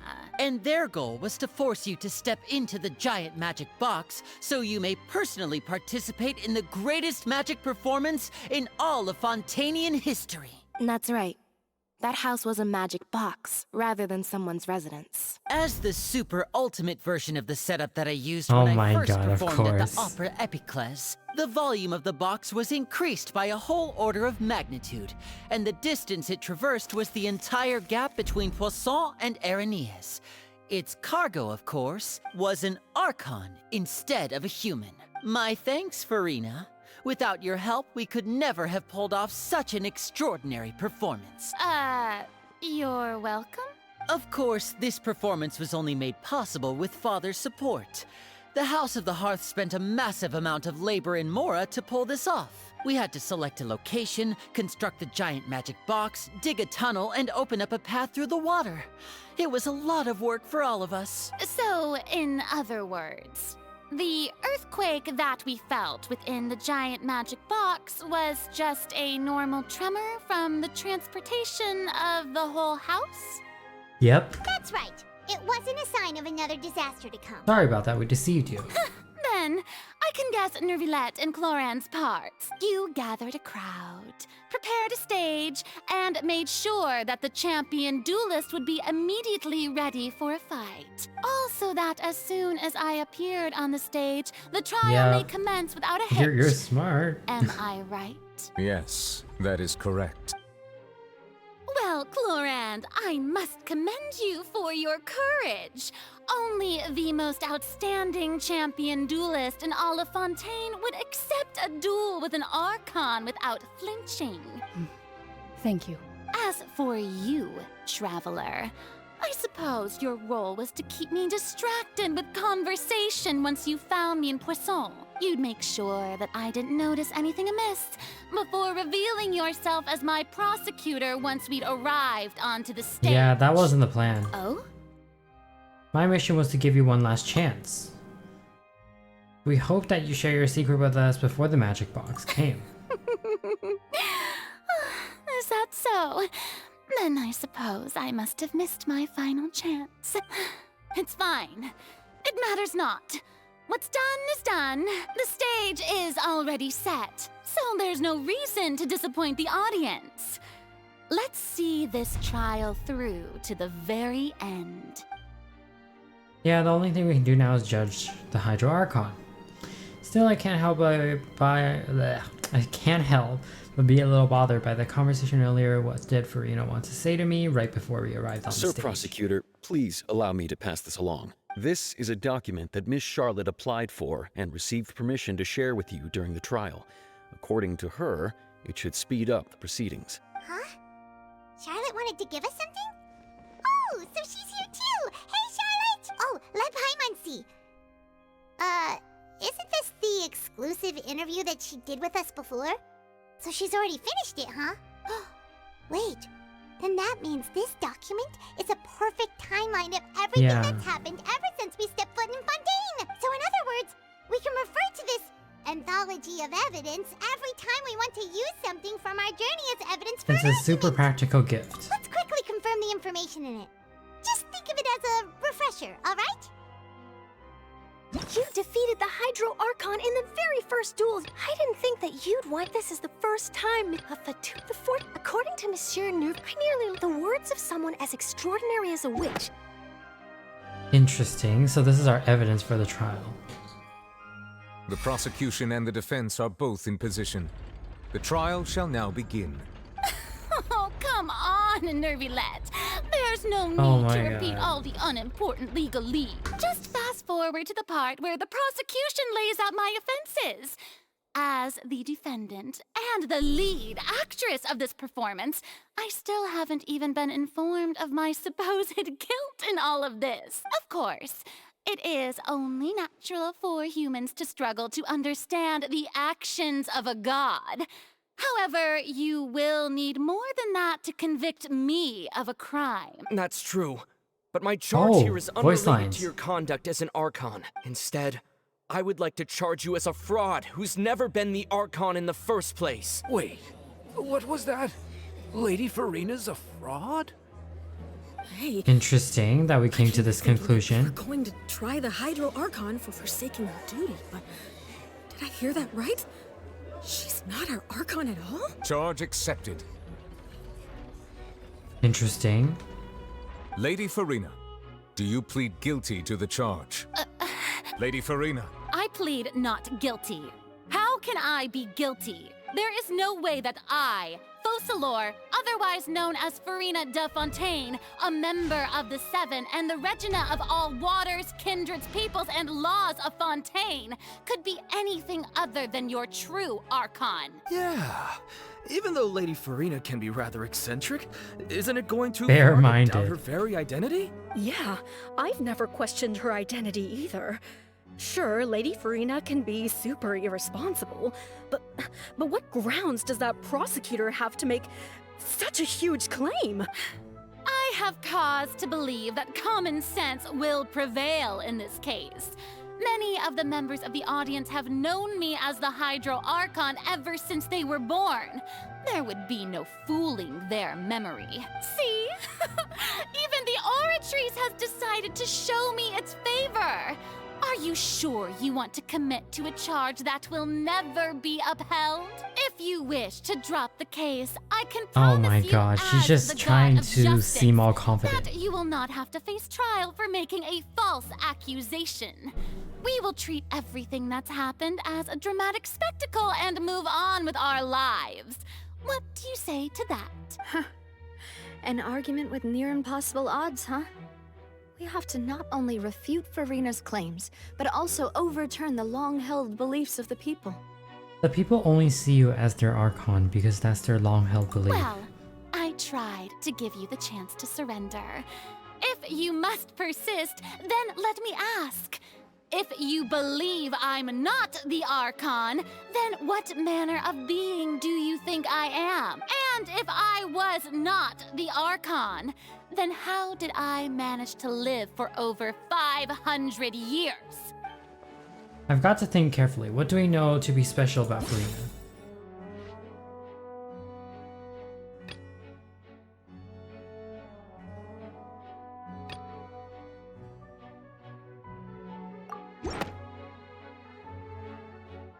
First of all, you may be a member of another long-lived race, which would Yeah. allow you to naturally possess an extended lifespan.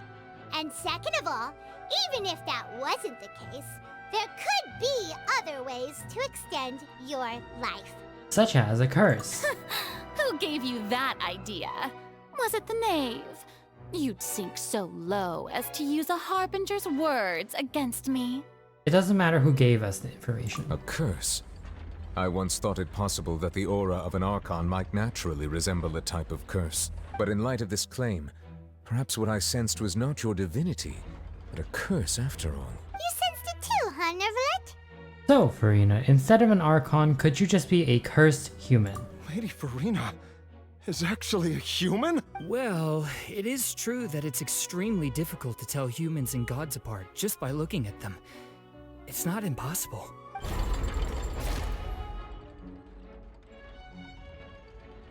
Well, don't start celebrating too early now. Even if I have been carrying a curse like you said, how does that prove that I am merely a human being? Besides, everyone knows that the main difference between a human and a god is the possession of authority. Gods can do what humans cannot. That's why they're worshipped as gods. For centuries, manifestations of my authority have served the nation of Fontaine. One need only to turn their eyes towards the Oratrice Mécanique d'Analyse Cardinal in this very opera house, or consider the endemnitium that is used in every aspect of life. Wait, that one trial proved the opposite. Farina actually has no control.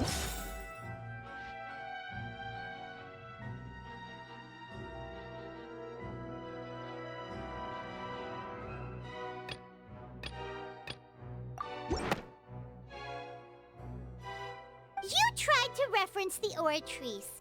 But weren't you as confused as all the rest of us when the Oratrice declared Child to be guilty without any proof?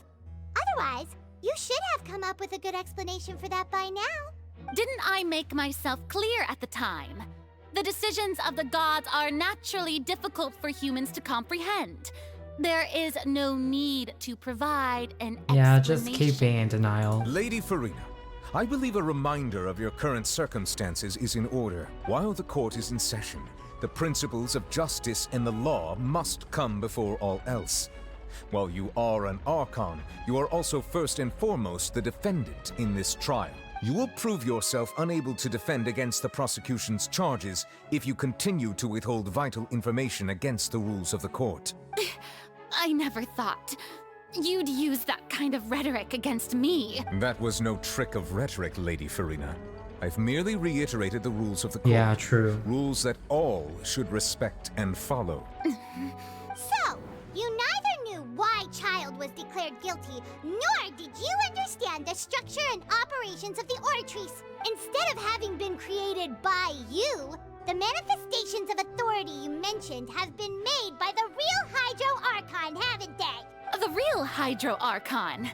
Well, now you're really losing me. It is true that I did not know why the Oratrice gave out a guilty verdict that day.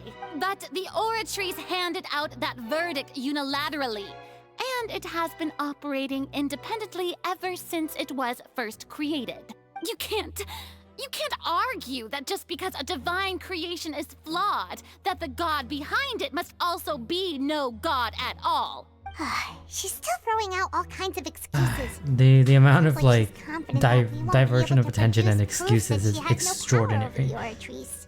Sure, we can put that aside, but then, Miss Farina, could you give us a brief demonstration of your power as an Archon? My power as an Archon.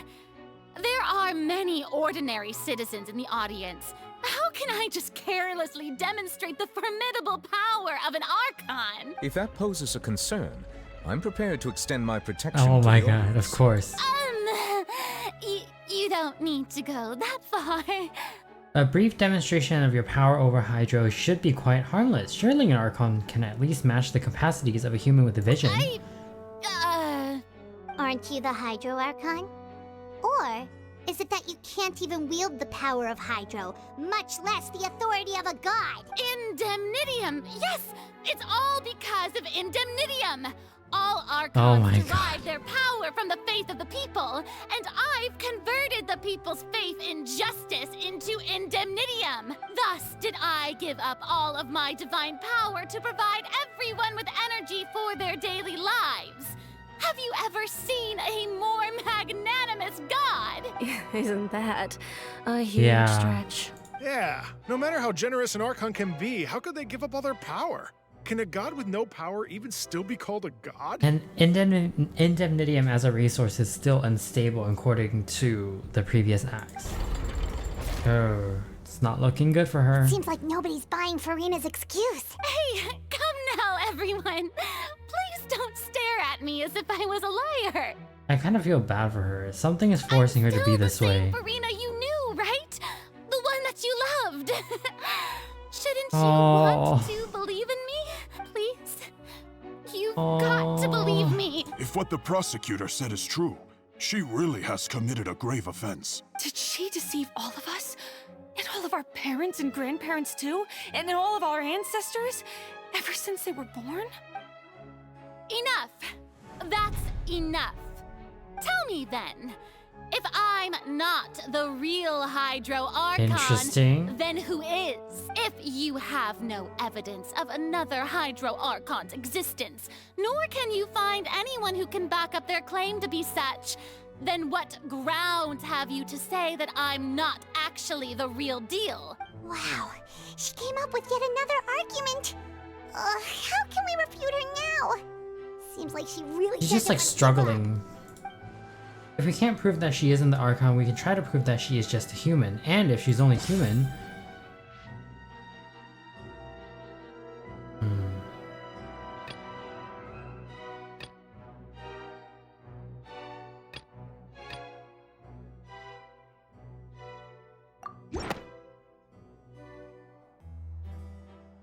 It has been established that all Fontainians can We're dissolve planning in to... water from Oh the no, we're planning to dissolve her? And that means... Since you insist on claiming to be a god and not a human, then there's a method that you can use right here and now to eliminate all suspicions of you being the latter. Miss Navia, please apply to serve as a temporary attorney for the prosecution before addressing the court. Though you act in partnership with the prosecutor, you must still adhere to proper procedure. Super sorry, Monsieur Chief Justice. I swear this really will be the last time that I'll speak out of turn. Now, I've brought some seawater from Poisson. As everyone knows, a massive flood struck the area not long ago, taking many lives, including those of some of my closest friends. So, Miss Farina, would you dare to touch some of this seawater? If we are to believe that you are indeed the real Hydro Archon, touching this seawater would have no effect on you. All it should do is strengthen your case. But if you don't dare to touch it, then we would have basically proved the reverse. Oh, and I must remind you that after the disaster at Poisson, nobody wants to see any more people dissolve. I do hope you'll act prudently and choose the simpler path of admitting guilt. Navia from the Spina di Rasula. The Spina has governed Poisson for many years. I guess her suggestion is valid. If Lady Farina is indeed just a human, she's probably Fontainian like all the rest of us. Would she really dare to try?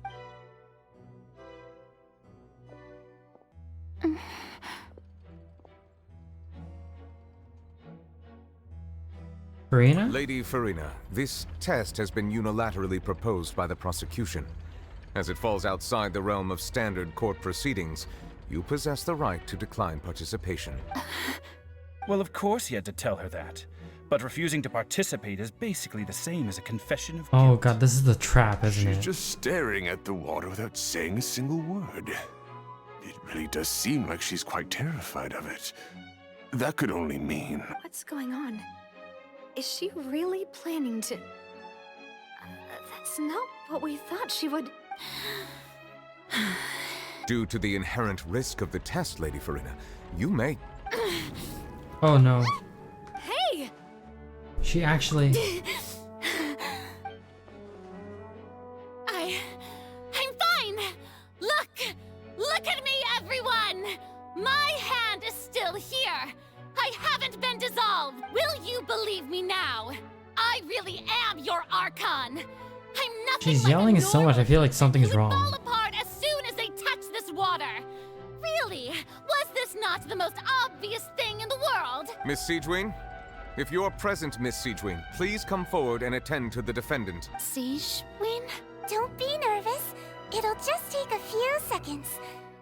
Let me see. That should be enough. Please announce the results of your evaluation to the court, Miss Siegewin. Okay, what has she found? As everyone doubtlessly saw, Miss Farina was displaying symptoms of hyperventilation and flushed skin. These indicate that she was experiencing the adverse effects of exposure to primordial seawater. The extent to which she was affected is the same as other humans when exposed to primordial seawater of a similar concentration. Oh god. Thank you, Miss Siegewin. Lady Farina, you may return to the defendant's stand. Oh, wait. What did she just say? I didn't get dissolved! Shouldn't that be enough to prove my innocence? Well, considering your tendency to run from your problems, we did originally prepare a direct sample of the seawater around Poisson. However, after extensive discussion, we exchanged it for a sample that is not concentrated enough to dissolve an actual human. Yeah, that's smart. On the off chance that something entirely unexpected might occur, we don't want anyone else to lose their life to the sea. Yeah, so out of regard for Farina's life, you secured a low-concentration sample and asked the head nurse to serve as an expert witness. It's a great thing that the direct sample wasn't actually used. Farina could have... I can't believe... You... But what's really going on here? Farina could not have known consequences of touching that water as human. This is too unlike how she usually acts, unless it's actually more important for her to keep up her facade than to save her own life? But hadn't she given up on everything a long time ago? Listen to me, everyone! Please don't give me such cold and disdainful looks! What happened just now didn't prove a single thing! Think about it! How can you conclusively prove that an Archon can't also be affected by the primordial seawater? Also, Also, if I was really just a human, why would I dare to just put my hand in that kind of water? No one believes her. This is too desperate. Please, everyone, Oh. anyone, just listen to me. I swear, I really am your Archon.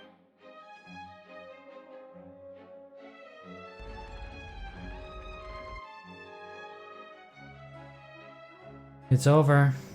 You can't pretend. I don't think anything she says at this point will sway anyone. The odds are just too stacked against her now. With all the things that have been said, Paimon doesn't think there's any way left for Farina to win. I believe the time for arguments and presentation of evidence has come to an end. If there are no objections, we will move on to the final judgment. Okay.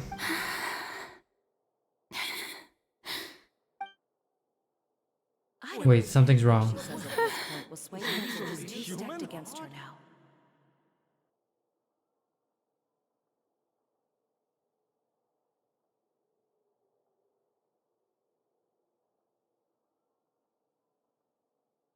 In my capacity as Chief Justice, I shall now render judgment on Farina's misrepresentation of herself as the Archon of Fontaine.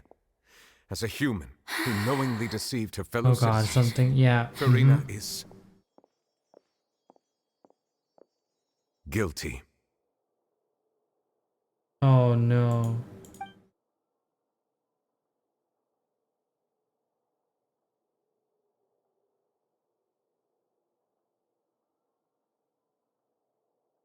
We shall now turn to the Oratrice Mécanique d'Analyse Cardinale to render the final verdict on the charges. Oh, something really bad is about to happen. I'm so sure of it.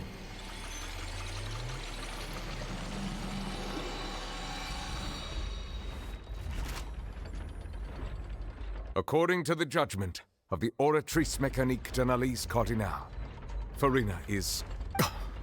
Well, what's wrong? What's the Oratrice's verdict? It can't be innocent, right? No. The Oratrice also displays a guilty verdict. Isn't that correct then? However, the exact wording of the verdict is thus. The Hydro Archon, guilty to be punished via the death sentence. Oh no. The death sentence? That's actually one of the available sentences? I've always thought that it was just I feel a myth. fear in my heart. The one and only time the death sentence has been handed out at the court, and it's been given to the very person we've worshipped as the god of justice? What an unexpected Perhaps she twist. reacted that way because she knew that this would be the verdict. Farina's been sentenced to death by the Oratrice? We just wanted to use the trial to show her the seriousness of things so she'd tell us the truth. How did things escalate this quickly? This outcome is indeed quite strange. According to Fontaine's current definitions of justice, as well as its recommendations for criminal sentences, is this sentence really appropriate for the crimes that have been committed? Yeah, even Fauché wasn't sentenced to death by the Oratrice. You know, the real evil mastermind behind the serial disappearances case. Yeah, it didn't. Yeah, I was thinking about that too. It's not Farina, it's the Hydro Archon. So if she's not the Archon, then it's not her. Indeed. Not only is Farina's sentence overly excessive, the very point of our trial today was also to prove that Farina has never been the Hydro Archon in the first place. But now, the Oratrice seems to have deliberately invoked the title of the Hydro Archon. What does this mean?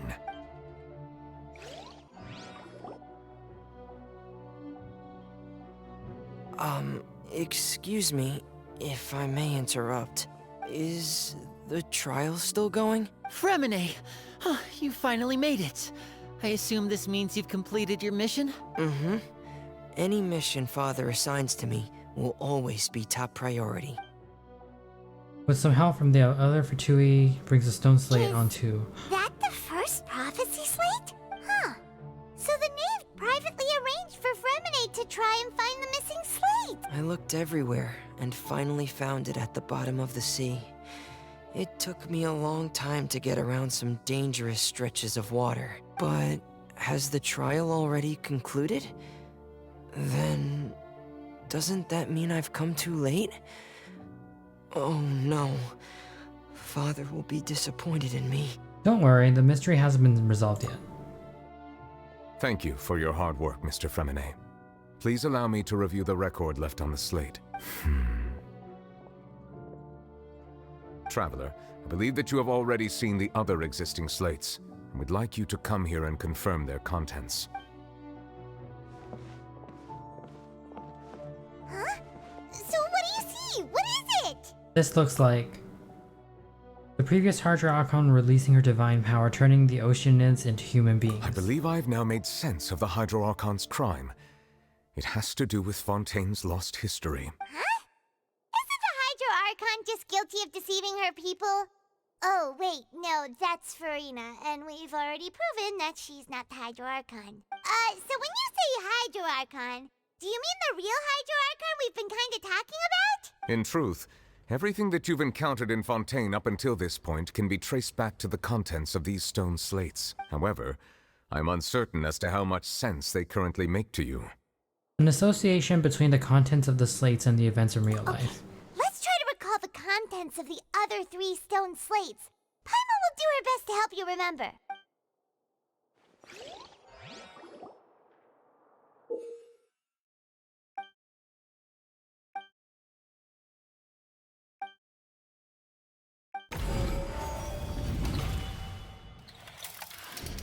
The first stone slate describes what you just said. Does that mean that Fontainians are transformed Oceanids? Oh, Paimon wasn't expecting that. But if Oceanids can turn into humans, then perhaps this process can be reversed as well. The second stone slate shows Celestia floating in the sky, and the Hydro Archon and her people worshipping it together. But the heavens still brought judgment down upon them. This must be the point when the Hydro Archon and the Fontainians were branded with their original sin. Does this mean that the original sin and the Hydro Archon sin are the same thing? The third slate shows the Hydro Archon seeking into the sea surrounded by many people.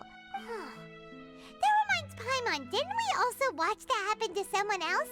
Well, the fourth slate is the prophecy the Fontainians have been talking about. People dissolving into the sea, the Hydro Archon crying on her throne, and so on. We didn't believe that such a crazy disaster could happen at first, did we? But after that incident, it was just a question of when and not if.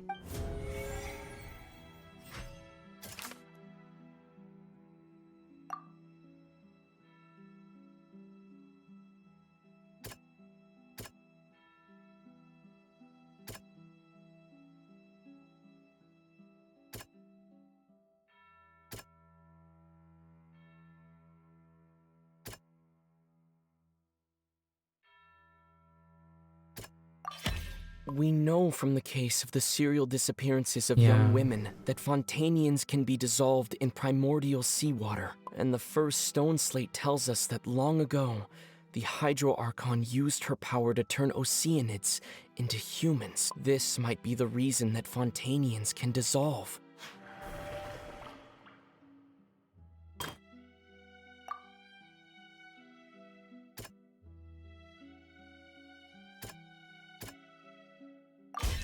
Perhaps what is about to take place has all happened before. The true sin of the Hydro Archon that Nervalet mentioned, and the original sin cast down on the people of Fontaine by Celestia, as recorded on the stone slates. Oh god, this is so twisted. It's not as simple as falling into the sea. When Navia fell into the sea, her consciousness was subjected to judgment. Oh, I missed one. Oh no. I can't look at it again. That doesn't sound...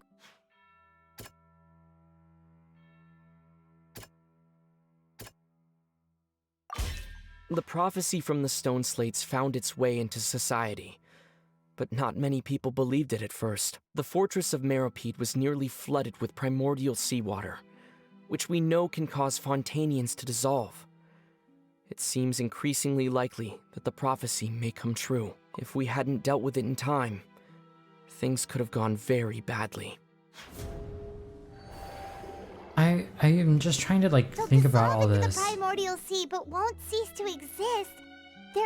Oceanids will flow in the seawater, Yeah. converge, and take the form of an Oceanid. The Hydro Archon was sentenced to death in court, shocking everyone present.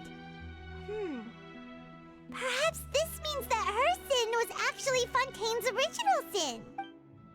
Navia fell into the water inside those ruins, and she nearly dissolved. She was surrounded by the people of Poisson in a court within her consciousness, and was forced to take part in a trial meant to make her stay. The eruption of the primordial sea at the fortress of Meripede was the surest sign that the prophecy was about to come to pass no matter what. The prophecy's contents can all be verified by recent events. If we combine what we know together, loads of truths should come to light. I'm just so like, I'm still trying to figure this, like, make sense of everything. Oh my god. It's very intense though.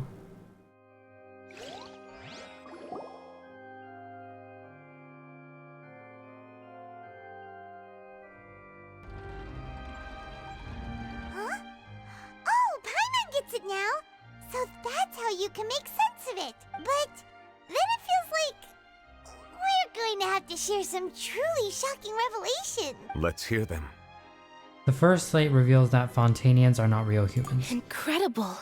Linny, did you hear that? We're not real humans. All Fontainians were originally created by the late previous Hydro Archon, with Oceanids as their basis. The evidence for that can be found in how only Fontainians could dissolve in primordial seawater, and how all the girls Vacher dissolved were also turned into Oceanids. Oh, and according to Navia, when she was about to get dissolved, she also saw everyone gathered around for a trial, all of them in the shape of Oceanids. Indeed. The second slate reveals that the crime of the Hydro Archon was her creation of Fontainians from Oceanids. Yeah, and it follows from the content of the first slate that she probably angered Celestia by creating humans without prior permission. That could also explain why the Oratrice judged the Hydro Archon to be guilty. It's to account for that ancient sin. The Hydro Archon's true sin was creating us? And yet, after many hundreds of years, the Hydro Archon's creations have turned around to try to judge the Archon within the Opera Epiclese. The twists of history are often the most unexpected of all. As for the third slate, I'm still convinced that it should become after the fourth. Yeah, isn't the image here just like when Navia fell into the sea? So wouldn't it be trying to show the image of the Hydro Archon also falling into the sea once the prophecy has been fulfilled in the fourth slate? The fourth slate depicts the fulfillment of the prophecy as is already widely known. In the end, the people will all be dissolved into the waters, and only the Hydro Archon will remain weeping on her throne. Only then will the sins of the people of Fontaine be washed away. Did Paimon get all that right? You've made some keen deductions. I must say, given how much you still don't know, it is impressive that you've already managed to connect so many pieces of the truth. However, while you were able to decode all the information on the slates, they've also been etched with an additional layer of hidden information using a different power source. When we were at the ruins, I tried to decipher the hidden information recorded in the slates. But since we only had 3 slates at the time, I was unable to come to a full conclusion. So now that the slate collection is complete, oh I shall god, make another attempt to decipher the we're about to narrative learn a recorded lot of within. shit. If everything goes well, we should finally be informed of the unadulterated truth. I'm not very ready, but yeah. Well? Did you get it? I believe I should share this truth not only with you, but with all the people of Fontaine as well. I will try to briefly summarize it for you. Your hypotheses regarding the origin of Fontainians and the sin of the Hydro Archon were both correct. In the Fontaine of old, the previous Hydro Archon sensed the yearning of her Oceanid familiars for life on land. Okay. The Oceanids were enamored with the beauty and romanticism of human beings, and wishing to have those experiences for themselves, expressed to the Hydro Archon their desire to become of a similar kind. However, even though water as an element is intricately linked with the power of life, the Hydro Archon as one of the 7 did not possess the authority to create a new form of human life. Not one to give in, she eventually found a way to create permanent humanoid bodies for her familiars by appropriating the power of this planet's primordial sea. She poured primordial seawater into the Oceanids' blood vessels, creating humanoid mimics in the process. But if Fontainians were to ever come into direct contact with water from the primordial sea, the power within their bodies would escape these artificial restraints and return to the sea. As a result, their forms would collapse, and they would be reverted to their original forms as Oceanids. Of course, the Hydro Archon never received permission from the heavenly principles to create a new human race, and thus, the Hydro Archon and all of her creations came to shoulder the original sin of appropriating the power of the primordial sea. That is the true history of how the people of Fontaine first came into being. So we were all Oceanids before we turned into human beings? That's way too much information for me. I think I'm just going to pretend that I never heard a single thing. Out of control audience member. But if that's the truth, we can't let the Hydro Archon be sentenced to death. After all, her only sin was creating us. This really might be too much information for your regular Fontainian, but it does answer a lot of our questions. I think there's a bit more. Alas, your hypothesis regarding the third and fourth stone slates was inaccurate. The slates' respective positions are, in fact, correct. So what does it represent? A key point of the visual on the third slate is how all the individuals depicted in the water are humans rather than Oceanids. They have not been dissolved, which implies that the water depicted in this slate is not water from the primordial sea. The nation of Fontaine is the nation of Hydro, as well as the nation of trials and justice. Instead of being the literal element, the water in the scene symbolizes judgment and justice. You may also recall Navia's experience. When she fell into the sea, her consciousness was surrounded by that of many others who intended to hold a trial to determine her fate. Therefore, the meaning of the third slate is that the people of Fontaine shall try the Hydro Archon at the court of justice. It can't be. Yes, it refers to our present situation. I think I'm following now. So, what you're saying Oh is, no, so it's even indeed though we part of the decided prophecy. to put on this trial to avoid fulfilling the prophecy, in truth, everything we've done has happened exactly as the prophecy foretold. So now, it seems, we're the ones making sure it comes true. What should we do? I don't know, but it feels like there's no way out of this, yeah. No matter what, the prophecy will be fulfilled. Is this what it feels like to be a prisoner of fate? If that's the case, does that mean the scene in the fourth slate will also be fulfilled soon? Traveler, I would like to point out another small fallacy in your deductions about the fourth slate. You probably thought that the eruption of primordial seawater beneath the fortress of Meripede served as the surest sign that the prophecy was about to come to pass, yes? I mean, that makes sense. However, I believe that rather than being a sure sign, that eruption Oh, could in no, fact there's only something be a worse? small warning of something far worse to come. As for the root cause of the catastrophe, I believe you've already encountered it once Really? before. Is it the whale?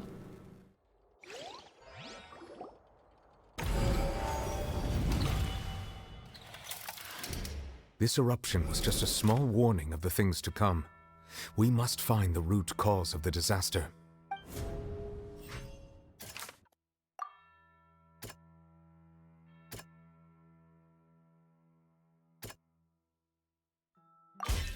It was both dream and reality. Yep. If we're talking about a true culprit, that could only be that thing inside the primordial sea, right? The truth, the original sin, the trial, and the root cause of the disaster.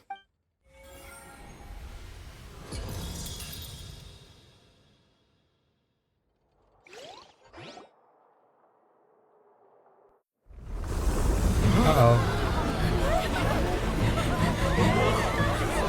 Oh no. Where are you supposed to run though?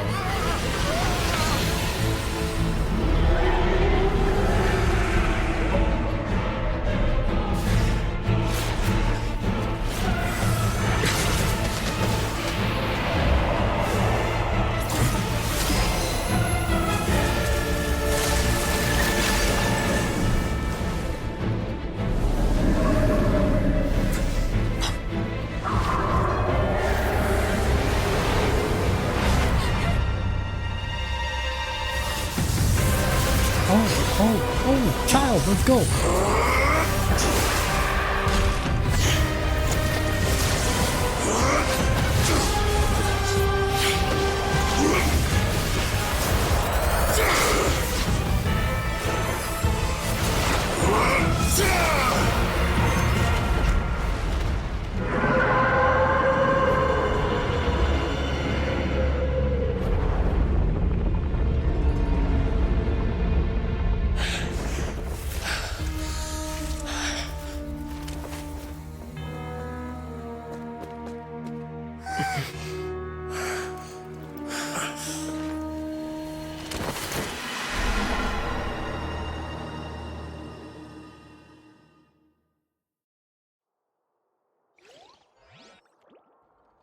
That was way too close!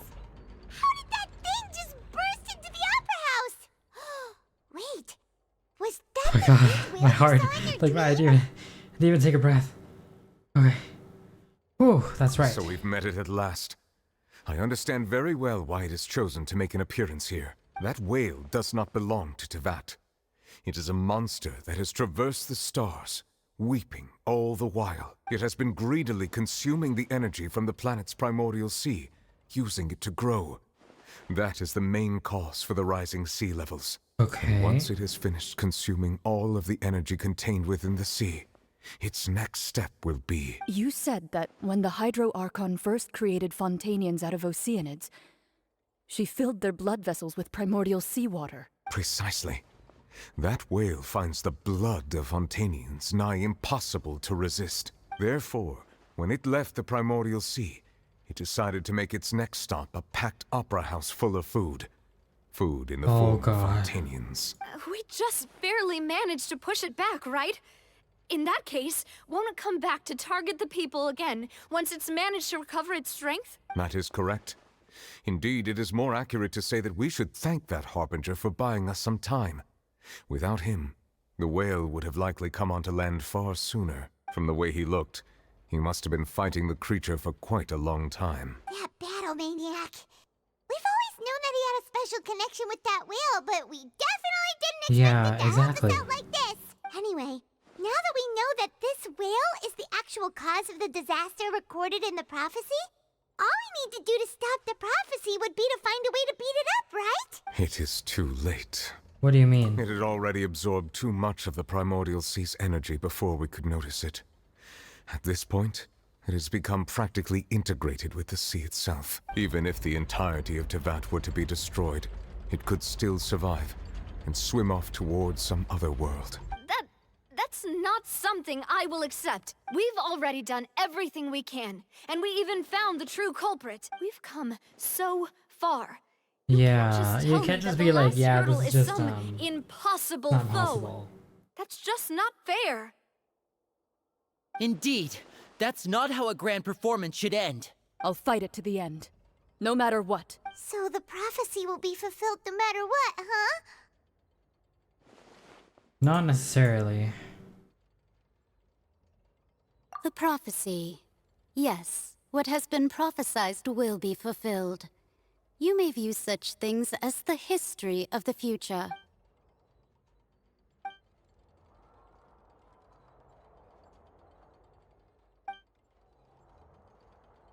Just as prophecies are usually only the future as seen from the perspectives of the gods, could things be happening in hidden corners where the gods' So we need to gaze go does not somewhere where fall? the god's gaze does not fall. Ultimately, fate shall serve as your only guide, no matter what will happen in Tevat's future.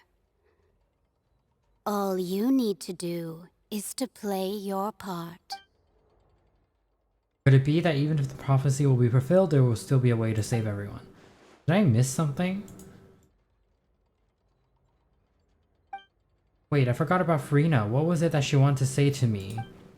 What is her real secret?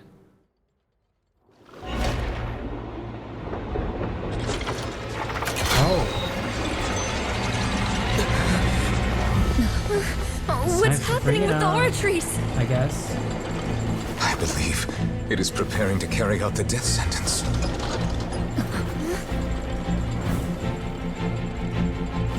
Farina!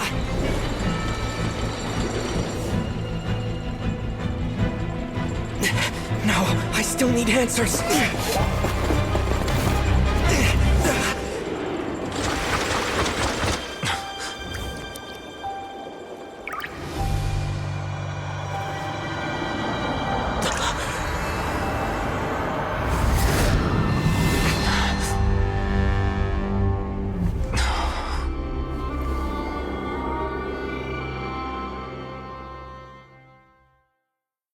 Okay.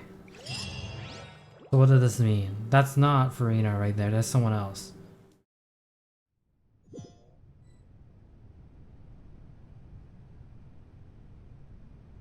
Oh?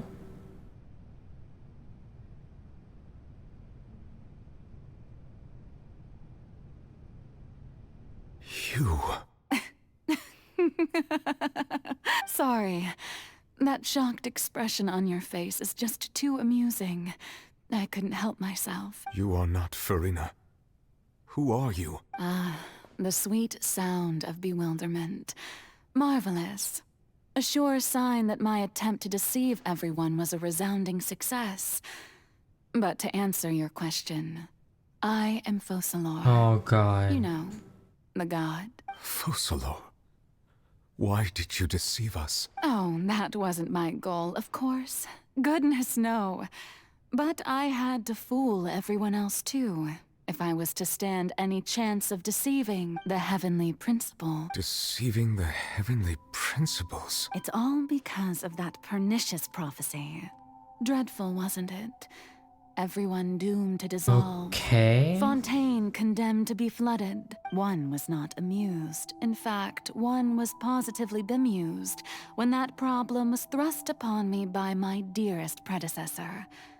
That's the former Hydro Archon Egeria for the uninitiated.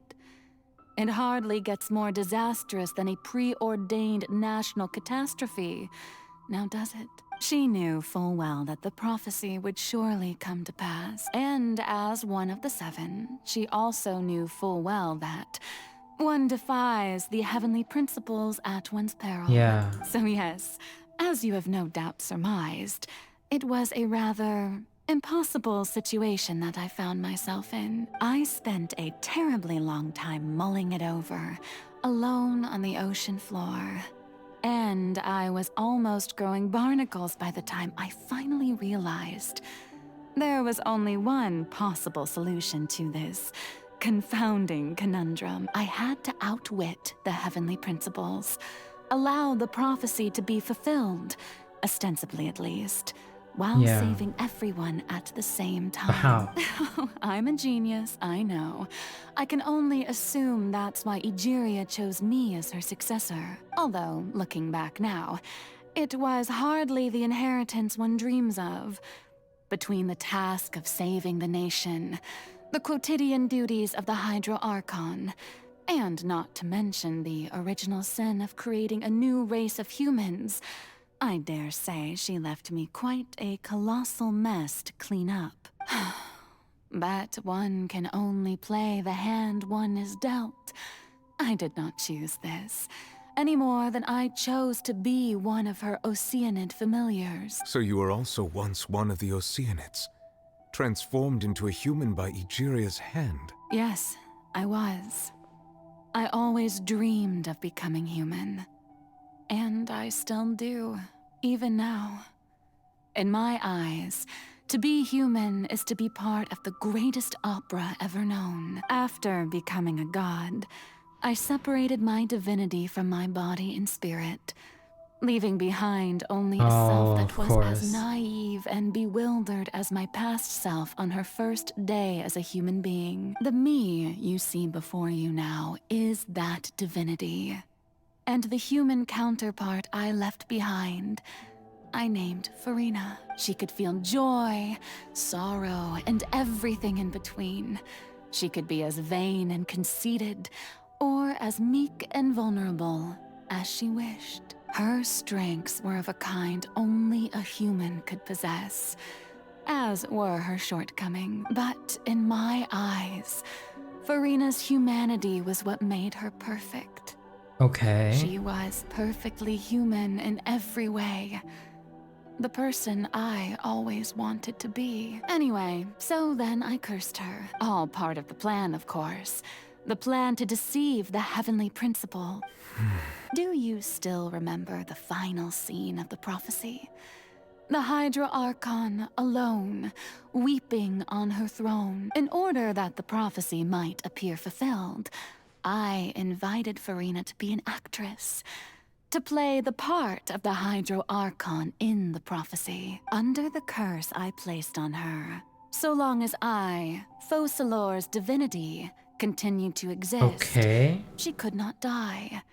But nor was she free to live her life in the pursuit of happiness. Instead, Poor girl. she was forced to take the stage in the opera house, to embrace the role of leading lady, to forever play the part of the god from the prophecy, all to create a deceitful appearance of that prophecy coming to pass. I suppose now you probably understand why your court is called the Opera Epiclese. But Farina is only human, isn't she?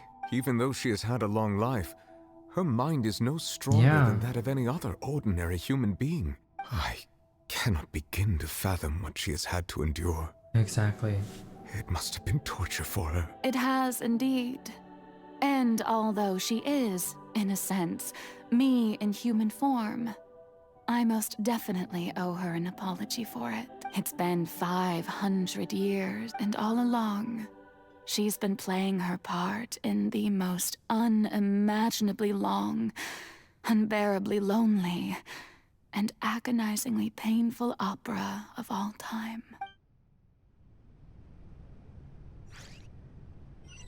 I feel so bad now.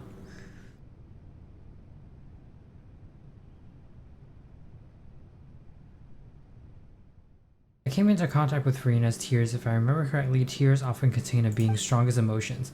With sufficiently strong hydrosensitivity, I can form an emotional connection just like I did with the Ocenid at the fountain. Oh, this is Farina's inner world. What is she doing on stage? Wait a moment, that probably isn't Farina. That's likely a reflection of her inner self. If I could directly speak to that self, I might be able to easily get what I wanted. I came here for answers. Either way, this opportunity is not to be missed.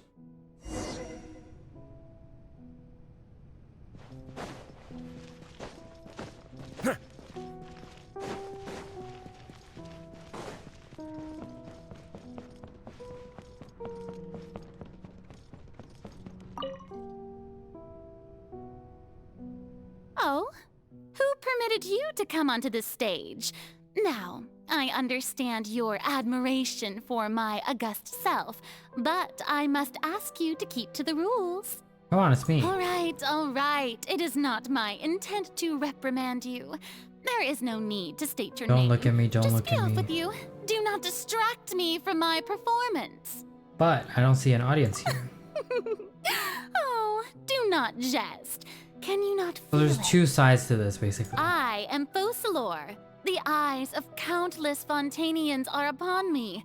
I must, at all times, display the utmost elegance and nobility.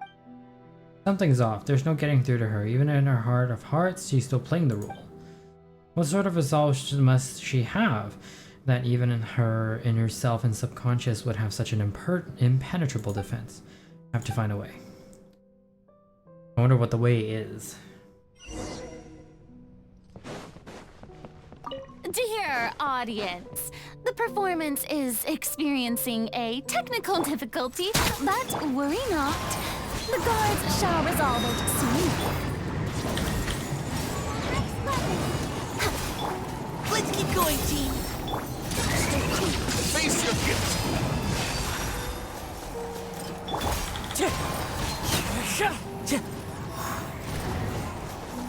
Hey, what gives? The audience is still watching me, you know. Guards? Wait, where are the guards? Guards! Into the wind.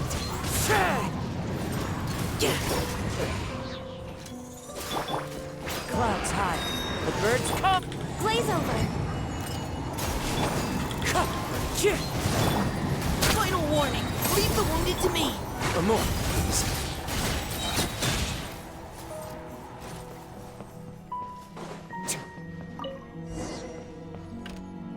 Oh god, final. Oh. That's all the spotlights turn off in Farina's heart. They must have symbolized the eyes of people on her. Speaking of which, I think I just received some sort of signal. A ticket? When did that end up here? A golden ticket, apparently.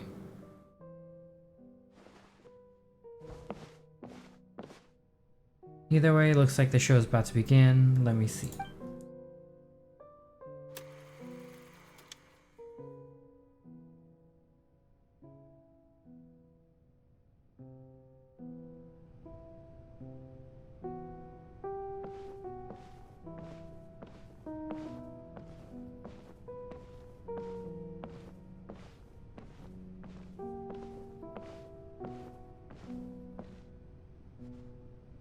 Farina.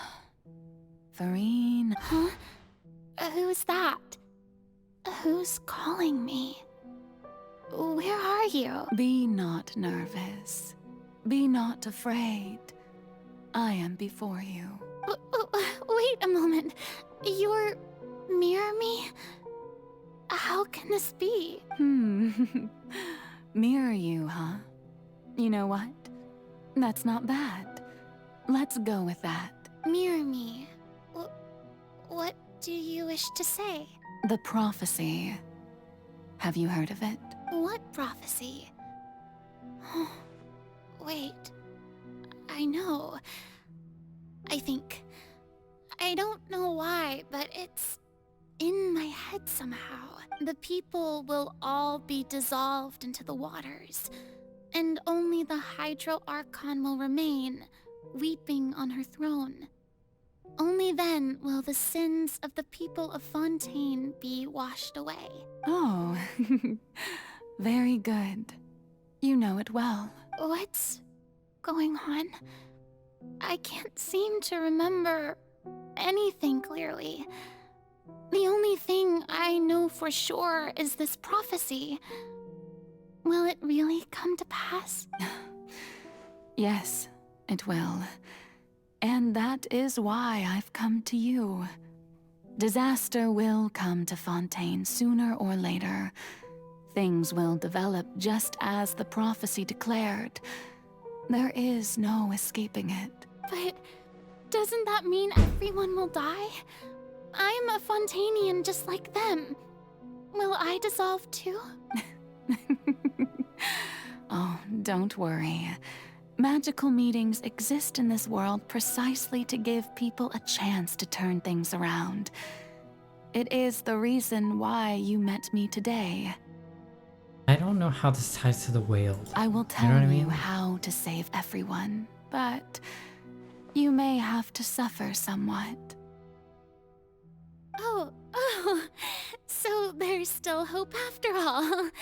Goodness, you frightened me. You spoke so much and with so much certainty. As for the suffering, well, I will admit that the first thing that came to mind was, why do I have to be the one to suffer? But if the prophecy will come true, I'll also die anyway, right? So if I've already met you as my magical meeting in this world, if there were scales, with all the people of Fontaine on one side, and my pain on the other, is it not obvious? Oh where no, the I feel scales so should bad go? for her now. You truly are the perfect human. My ideal. I suppose this would also be the justice that belongs to you. Huh? Don't worry, it's nothing. Listen well. Fontaine has just lost its Hydro Archon. I need you to play a role. That of the new Archon. Play as a god? That's right. You must begin a never-ending masquerade. You Oh, must God. never let anyone suspect your identity. If you can keep it up, then I shall have my way of defying this prophecy. But should your identity be revealed, then all hope will be lost. But how will I do this? A human assuming the role of a god without being exposed. Like, the situation is like, we wanted to get to the truth, and that was the only way, but the only way was also inviting the prophecy. Don't worry. What you must do is not to turn yourself into a real god. You simply need to play the role of a god as humans imagine them to be. Being a human yourself, I'm sure you already know what such an entity would be like. Remember, your true challenge will not be pursuing divinity, but contending against humanity. I'm still not sure I understand, but I'll try. I'll try to do this. So, how long am I going to have to play this role? To accomplish this mission, you will have to stay on the stage for many, many years. You will endure and not grow old until your task ends, but I promise you, all will eventually end in a magnificent and dramatic trial, and everyone will be saved. A trial? Huh. How exciting. Oh I'll be no, looking she doesn't even know how bad it's gonna get.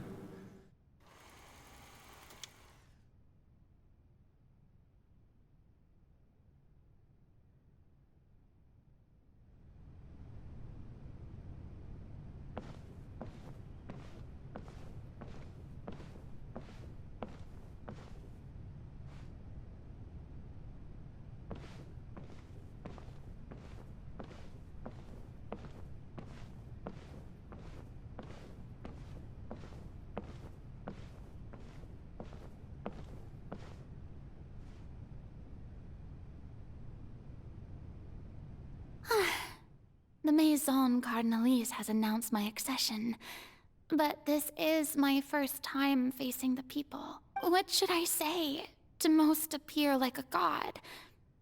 To be honest, I still don't know. Perhaps I should first try to act natural.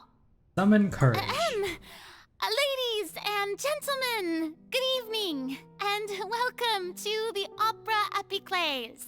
I'm sure you've all heard about how I have taken on the role of Hydro Archon. Indeed, I am Verena de Fontaine, your new Archon. In truth, I know little about becoming a nation's new god, but it will be my honor to guide you all. As the god Focalor, the god of justice, I shall do all within my power to lead you into an age of fairness and justice. Once again, thank you all for coming. If you should have any questions or suggestions, please send them to the Maison Cardinalise. The future of Fontaine will require us to work together, after all. This should do it. I thought I might stammer, but thankfully, I was able to convey my thoughts just fine. Okay, and next. That's the new Hydro Archon. Is this some kind of joke by the Maison? I would have thought that a being that surpasses humanity would be a bit more assertive. Hey, did you hear that? She even told us to send her suggestions there at the end. Shouldn't gods be all-powerful? Oh no. She's being so modest. What's the difference between her and an ordinary person, then? If you ask me, perhaps the succession didn't actually happen. She might just be a Maison-back puppet. Wait, what's going on? Why is everyone suspecting me of being a fake? Oh, this is bad. If I get exposed here, Yeah, so she had to keep from the prophecy. this role going. Right. Near me said that I just need to play the role of a god as humans imagine them to be. Calm down, Farina. Think. What do the people want? How would they imagine a god to speak and act? Assertive, with a strong sense of presence. One who can dispel all doubt. That is the character I'm fated to play. Oh.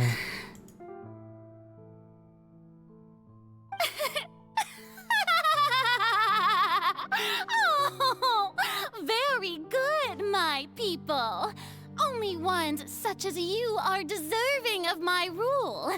Now, I was wondering if some weak puppet were to one day come onto the stage and claim Just getting worse and ownership worse. of this opera house, would the children of Fontaine follow them? Well, it seems that you would all see right through them. Having passed my test, you are qualified to witness wondrous trials alongside my august self, here in this opera house. You may consider my previous act a door gift of sorts. I thought it was a debut that suited the atmosphere. Now then, let us be reintroduced. Ah, so that was just a performance. How could I have forgotten that we were inside an opera house? Personality? It's quite shocking, to be honest, but I suppose it's a better look than before. Such a fascinating and bold deity. How wonderful! Our future may yet be bright after all. It seems I've turned them around. Best follow this flow and restart my accession speech. My dear people, whether you acknowledge me or not, whether you trust me or nay, I say to you, keep faith in your ardor for justice. We have heard it said that this nation's sins can no longer be washed away. Well, I say that justice is most fragrant when it blooms amid sin. The scales of justice should not weigh heavy in the hands of its God. On one side, it must carry fairness and justice. And on the other, praise and applause. May law be the prayer on our lips. May judgment be our worship. Let us light the fires and drink to the future of Fontaine! There is no trouble in this world that justice cannot solve. All that is needed is for you, my people, to believe in it, heart and soul. So long as I, the Archon Focalor, stand within the Opera Epiclese, so long as I stand before the Oratrice, I shall even judge the gods of this world! Oh, and so it begins.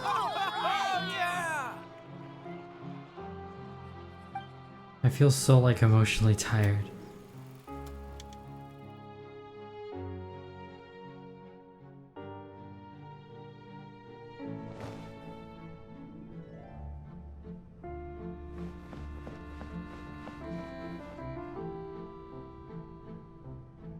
Lady Farina, here are today's case reports, as well as a summary of the follow-up for your perusal. Come now, was I not just at the Opera House in person? Leave these kinds of things to Neuvillette. Besides, none of these trials were the one that I'm looking forward to the most. If I may be so impertinent, what kind of trial are you truly looking forward to? A magnificent, dramatic, and wondrous trial. A trial to end Oh my all god, things. and here it is. How could you hope to understand? That's true, I fear I lack the ability to grasp your divine thought, Lady Archon. No need for fright, and do not take what I said before too seriously.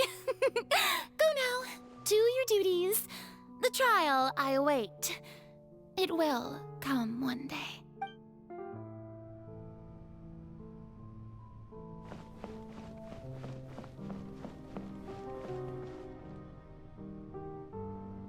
Lady Farina, I don't know what to say. Thank you for agreeing to see me. No need to thank me. Or rather, thank your own sense of perseverance instead. Long have you stood in line to meet me, have you not? Oh, I'm afraid that's just an inevitable consequence of my divine charm. All right, Deoteria, is it? How is your son's illness? You remembered me, and you knew of my family, too. He is doing much better now. In fact, he is far more of an ardent believer than I.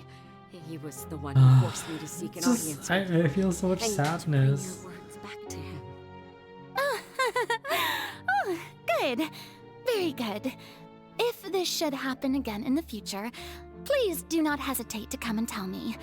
Going down to citizens' homes every so often, while not usual practice, should serve as a fine change of pace. You're such a gentle and wise god.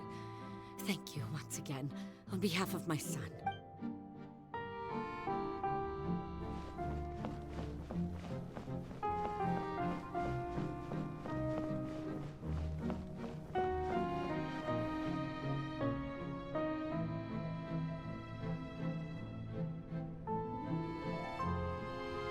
Lady Farina, here are the latest hydrological reports.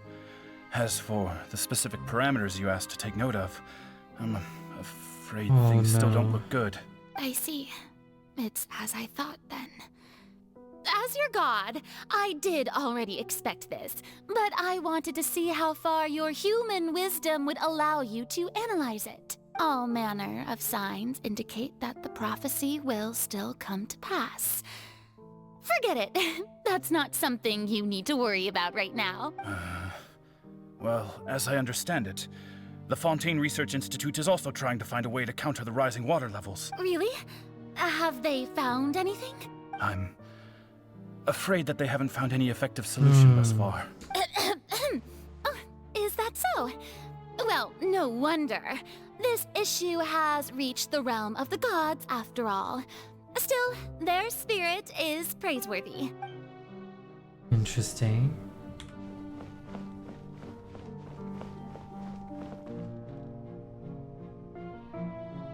The day is finally over. I haven't had a moment to breathe this whole time, but it's good to see that everything's getting on track. There are no longer any voices of suspicion. Maybe this is fine. I just need to keep going, and everyone will be safe. All right, Farina, don't think too hard about this. Oh god, I feel so bad You for need her. rest. Tomorrow's a new day.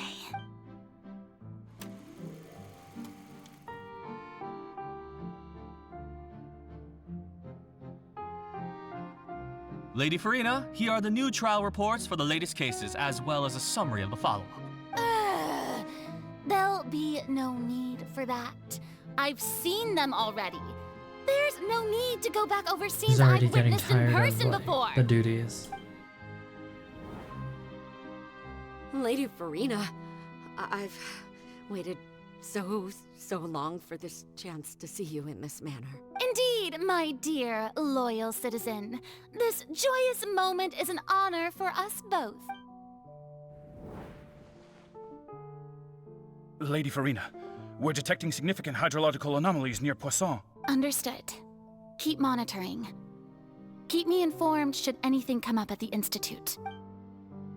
Interesting. I don't think I let anything slip today. I must show the people that there is nothing It to must have worry been so tiring doing all this. I just don't know when these days will end. I feel utterly exhausted. Best to rest early today, too.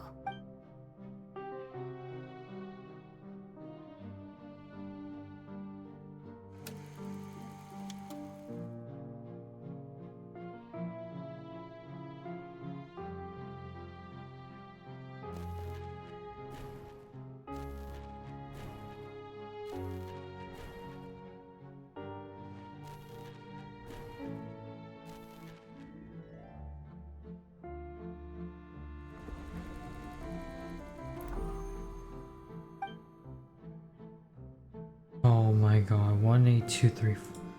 Lady Farina, it's like a dream being able to speak with you up close like this. I've heard that the first member of our family who was honored to receive an audience with you was Madame Deoteria, almost 20 generations ago. And what Oh my a fine family God. yours is indeed. It brings me great joy to meet such a faithful believer. A descendant of a line most ardent. Surely you exaggerate, Lady Farina. My lady? What is it, good citizen? Are you crying? Uh-huh.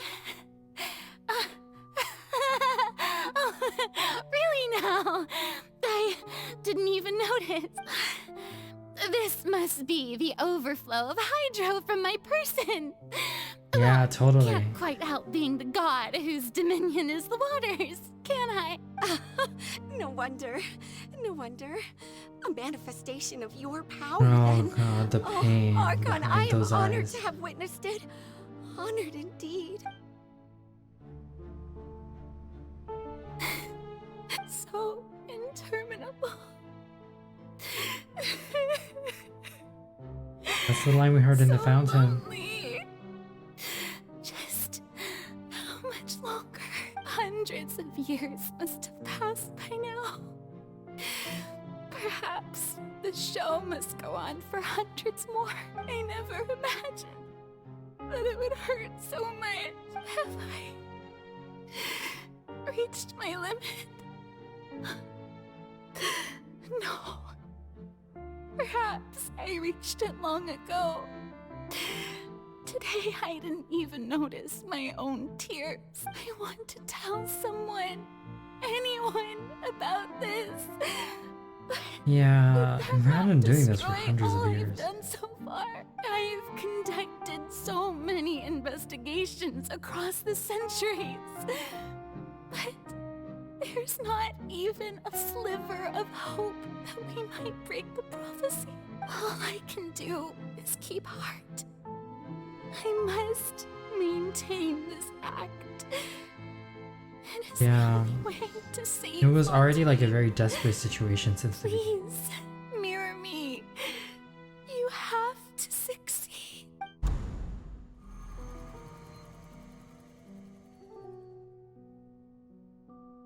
Farina and?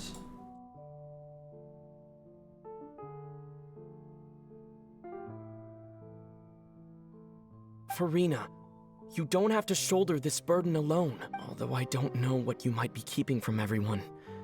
Your people Yeah. are more than willing to share your burden with you. That's my voice? Is the scene from when we were in the box? Yeah. This is great. Then seeing it would play. Share my burden. That's impossible. It was fated right from the start that this would be my duty alone. But even if your burden doesn't need to be shared, you can still choose to confide in someone. Just share it with me. I'm what you'd call a witness. A witness. Yes, I've heard that you came to Tevat from beyond the stars, yes. In other words, you never belonged here. And if Tevat is, in its entirety, a show on a stage, then you're just a spectator, aren't you? If that's the case... He's right. I could confide in him, couldn't I? But if things don't play out as expected, the people of Fontaine will be the ones to pay the price. No, Farina. You shouldn't be selfish. But what if it's really all right? Farina, you've worked so hard for so long. Oh, Surely it would be okay to put yourself first for once. it's so sad. Like, it's the same feeling when you, I don't know, you just always do things for others and you don't really think about yourself. And it's gotten to the point where every time you want to do something for yourself, you have to think really hard about it. Yeah, it's really relatable though. Is it such an outrageous thing to do anyway? To find someone in whom you can confide your frustrations and sorrows? Surely it could not hurt. If you let this opportunity slip through your fingers, it might never come by again. Think about it long and hard.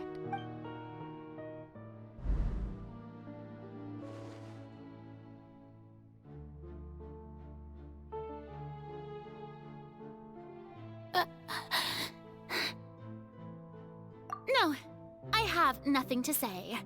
I am Farina, the Archon of Fontaine. Right. Everything will surely get better. All you need to do, dear spectator, is to witness my performance until the curtains fall. Well, it has fallen.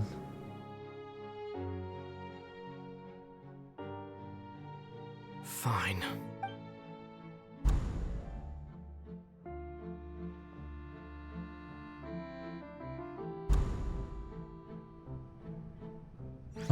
my god. So intense. So even Farina doesn't know the truth? You've never once let her in on the full plan? Yes, it had to be done. To deceive the heavenly principles, you must first deceive yourself. She did very well. If she had let her resolve falter even once in these 5 centuries, Fontaine would have been doomed to the most tragic fate. It seems that trusting humanity was the right decision after all. I believe that I understand how your deception works. But that is only half the truth, is it not? How would you build on this foundation to save the people of Fontaine? That is the most important thing. Ah, good, good. Of course, the Iudex of Fontaine has pinpointed the crux of the issue. I'm sure you've long sensed that the Oratrice is no simple machine, yes? I've always suspected that it had its own consciousness. And Lenny did mention that he heard a human voice within the core chamber. It now seems that that person was you, hidden within the machine all Yeah, along. makes sense. Am I right? And then I became one with the Oratrice, taking Fontaine's gnosis with me. Yes, it would seem so, wouldn't it? Alas, your understanding of this device still lacks sufficient depth. In truth, it is no enactor of justice. It is, in fact, a device created to kill the god of justice. Beg your pardon? Oh, you have it. And to be more precise, not only will the Oratrice take down the god of justice, it will also take down the divine throne upon which she has been placed. I mean, did you think I would be the sort to enjoy peaceful I don't think that it would have been repose like she's all while happy Farina and everything. suffered?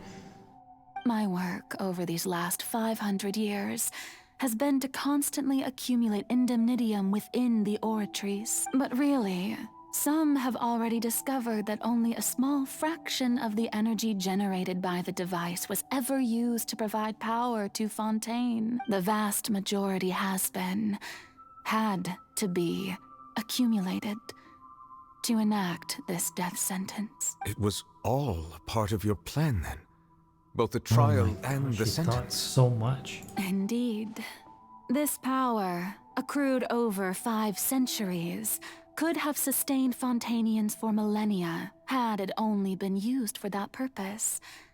Almost all of it has now been stored within the Oratrice, but only power of this magnitude could hope to destroy the Hydro Archon's divine throne, shaking the rules established by Celestia, and breaking through the institution that is the Seven. So the Oratrice's call for death was for neither Farina nor Focalor, but for the Hydro Archon.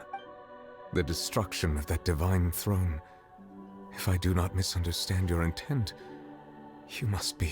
Returning what's rightfully yours to you, of course. Oh. In other words, this was all done to return the authority of the Hydro Archon to the Hydro Dragon of this planet. But...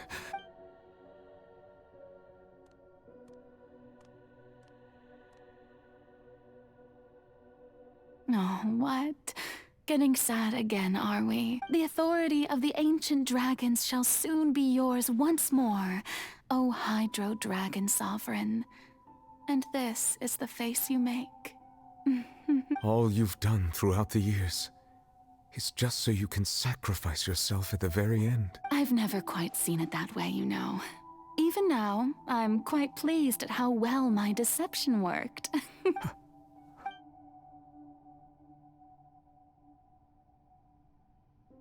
Hydro Dragon,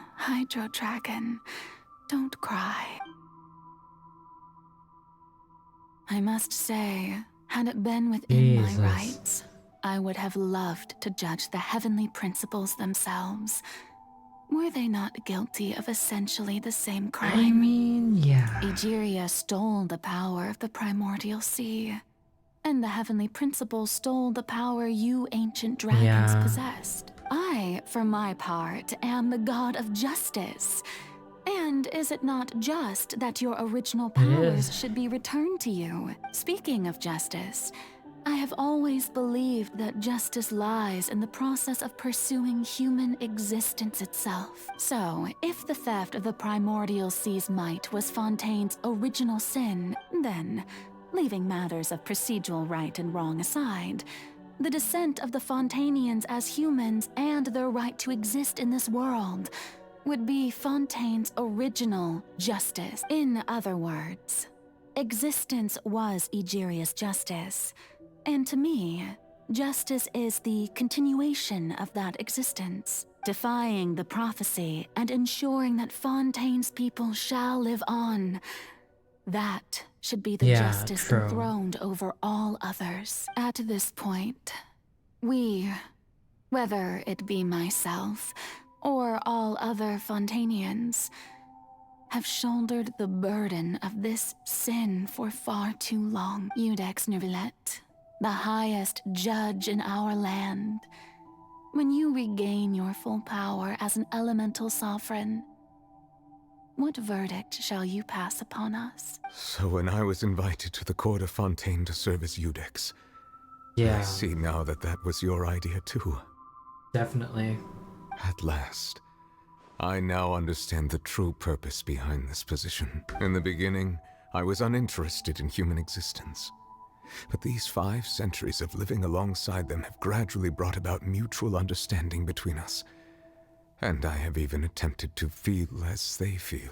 You are a devious one, Focalors. Things being as they are, surely you know that I could never declare them to be guilty. True.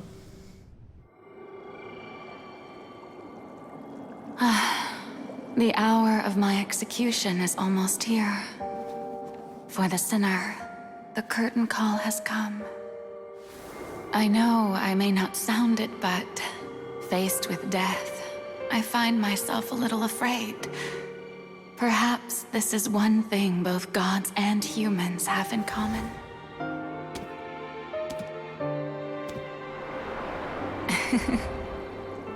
Farewell, Neuvillette. I hope you've enjoyed the part you played these 500 years.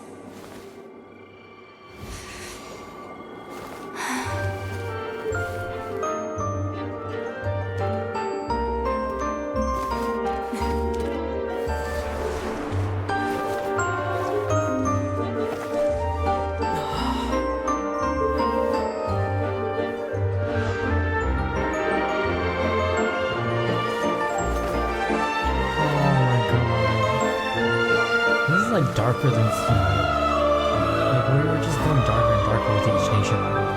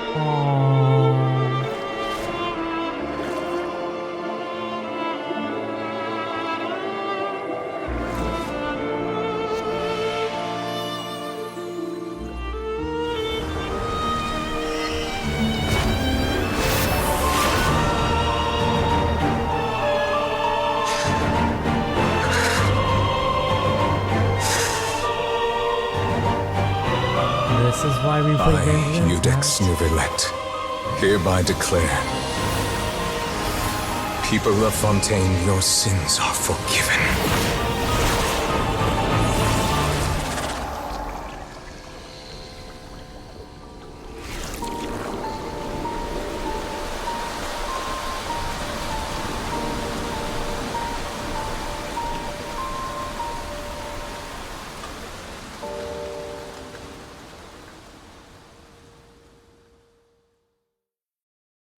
Word of advice. Wow.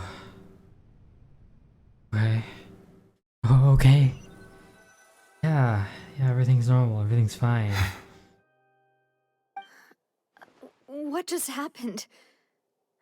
Has the death sentence been carried out? Was that bright light some sort of misdirection? I have a feeling that something huge just happened. But since we're all still alive and haven't been dissolved, I assume whatever happened was good for us. It's time to end this. We must mete out punishment to that beast. Didn't you say just a moment ago that it can't be defeated? I have gained the strength sufficient to deal with it. Through certain means, I now have the ability to separate the power of the Primordial Sea from that creature. We should seize the opportunity to pursue our quarry.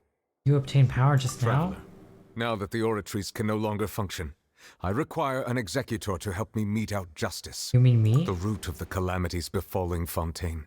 The beast that enacts the prophecy. Its name is the all-devouring Narwhal. Come with me, traveler. The hour of execution has come. Oh, so I'm just going in with the team that I have. Surely that'll be fine.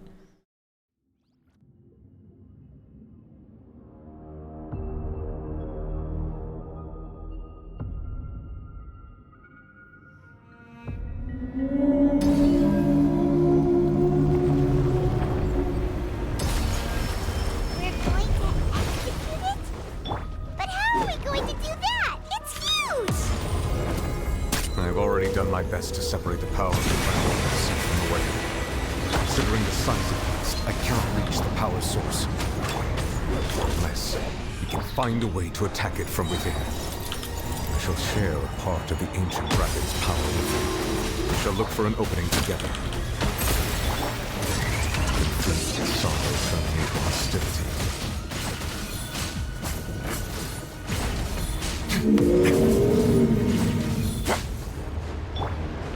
One with wind and cloud. Final warning. The all-devouring Narwhal cannot resist its instinct to devour. Continue to trigger its hostility. Chance will present itself.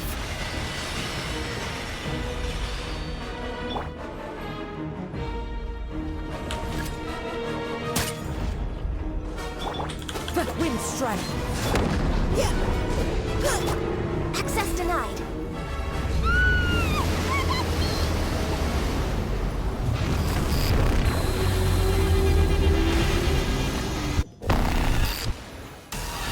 Why is there a homing thingy over there? It looks very scary. For Rex Lapis. For more.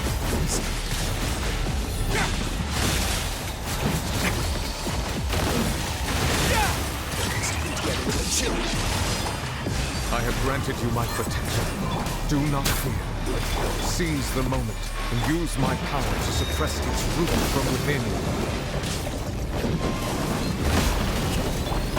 Now's your chance.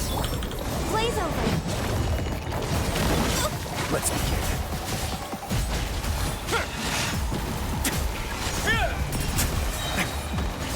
Have a seat.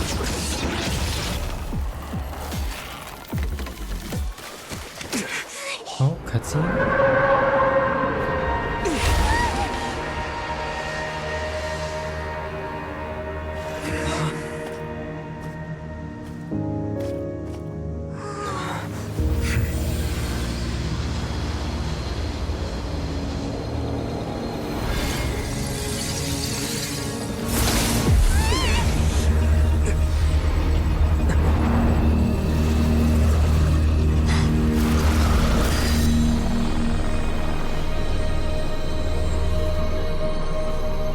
Oh, hello.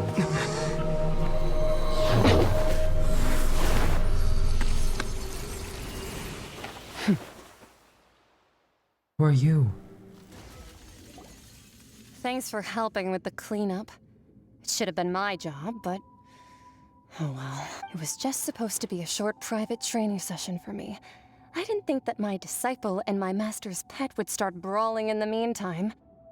Well, actually, I had a feeling that it would happen at some point, but they bumped into one another earlier Oh my than I god, she has such pretty design. Can she be playable? I suppose I'll have to swing my sword 3 million times as penance. Disciple? Your master's pet. Power. Who are you exactly? Paimon has an idea. From what she said earlier, Yeah. she must be Child's master. That was my guess. Skirk, right? It's just that he gave us the impression that she was the less talkative person. I simply did not have anything to say to the weak. But you, on the other hand, managed to defeat the all-devouring narwhal without using power from beyond this world. So you may speak to me as equals. What sort of person would take that as a I have pet? to agree. It's a strange use of a planet's primordial waters just to raise an all-devouring narwhal. That kind of power is wasted on it. It's not cooperative. It eats too much. And I have more important things to do with my time than pet sitting. The only thing that creature has going for it is its looks. All in all, it fails as a pet. Miss Skirk? I think you might have missed the point. The point being... Well, being that this pet almost destroyed an entire nation. So what sort of person is your master? Well, Child's master's master. Wait, is that right? Oh, right. So you don't know him. Sorry, I assumed you did. His name is Sertologi. Who? I am unfamiliar with that name. Huh. So Master isn't sufficiently famous. How should I describe him then? Have you heard of the name The Fowl? The Fowl? Sounds like the thing you get after killing the birds. Still nothing? Well, how about the Visionary? Vetterfilnir then? Or Gold Rhine-Daughter? Oh, Gold Rhine-Daughter, yeah. Rhine-Daughter's part of the Hexen Circle. She's Albedo's mom, right? Oh, so you do know that name. To be honest, I also heard all of those names and titles from my master. I don't actually know them either. But I suppose you understand now, yes? My master is likely a similar sort to Rhine-Daughter. They are both pursuing some form of perfection. Wait! Didn't you also mention a visionary person? Paimon didn't quite catch their name. Actually, never mind that. I believe it expedient to inform you that the all-devouring narwhal used up nearly all its strength fighting you. Such roiling hydro energies will prove difficult for the planet's deep seas to digest. As such, the Fontaine back on the surface has most likely been thrown into chaos. In other words, the prophecy that you've been fretting over should now be in full swing. What? No, that's not surprising. Not to worry. Focalor has already managed to deceive the heavenly principles. In the end, the people will all be dissolved into the waters, and only Farina will remain, weeping on her throne.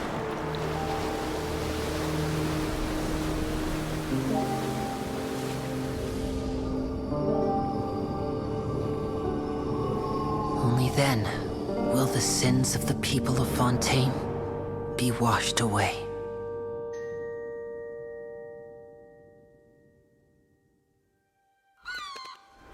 Okay. Interesting.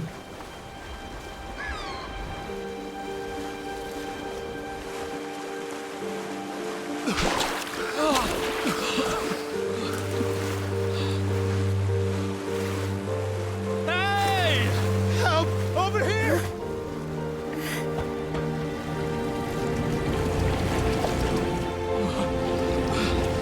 Interesting. Okay. They won't get dissolved.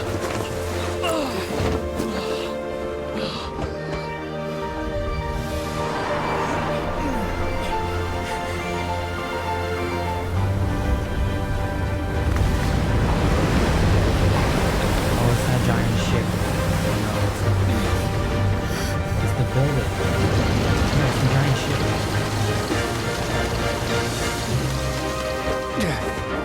All hands, initiate emergency rescue!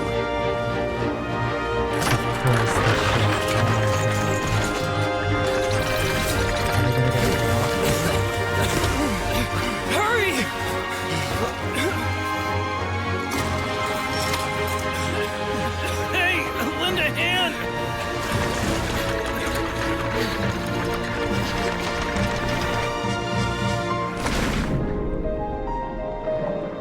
course, the diver has to play his part as well.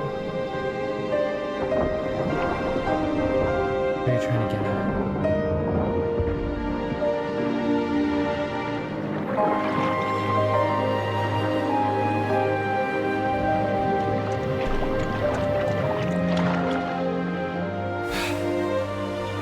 Look! The water's receding!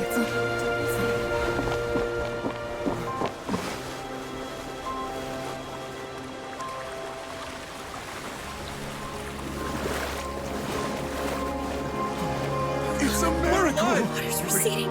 We didn't dissolve. The prophecy was wrong. The prophecy was wrong. I don't think it was wrong. It's just somehow we kind of overcame it in a way.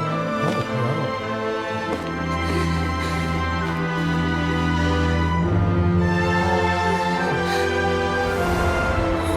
Are you alright? Yeah. We're saved. The prophecy was wrong.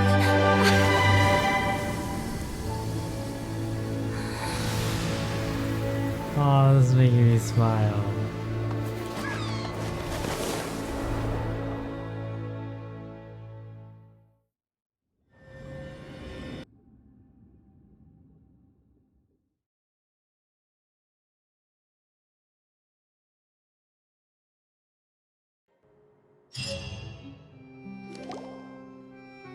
The soul renewed. The Spina di Rosula attacks post-disaster rebuilding. I recently visited Poisson to meet with Miss Navia, spokesperson of the Spina di Rosula, and we spoke about Poisson's present and future. Old soil can still give birth to new bloom, Miss Navia stated. Hope is like seeing a small cookie when you're starving late at night. You just need a little of it. Skyship Winglet, lunar brain of the Fontaine Research Institute. The various disputes that have arisen on account of Mr. Edwin have suddenly become a shield over the Institute, with Jury turning out to be a once overlooked hidden gem. People always call the first researcher mad, but few know what to call the second. And should that latter person achieve a miracle, they would find it all the harder to find a word with which to classify him and his team. Wow! Paimon barely recognizes the people in the reports. Are those really Juria and Navia? They sound like real big shots. It just depends on perspective. What do you think? Pretty enthralling, huh? The Steambird's idea was pretty simple. With the disaster just having passed, we would print a free edition packed to the margins with good news to calm people down. The value for these big scoops lies in their inevitable follow-ups. We'll publish further reports and go into the stories behind those people. Edwin's assistant, Jurier, created a true flying ship, while Navia is leading people in the reconstruction of their home. I'm sure that these stories could draw even your well-traveled eye. These articles do make me curious about how things will play out. Paimon's curious too! Wait a minute. Yeah, to be honest, we already know. Start to finish, what's there to be curious about? And that's exactly why I'd like you to come conduct interviews with me. You're the best incubators of news, if you haven't noticed. And also, with you around, I'm sure I'll get to see that Duke. Are you sure? Hasn't he turned you down several times already? Oh, this time will be different. Come on, let's head to Poisson first, and then make a trip to the fortress. There are some things you'll only know when you get there.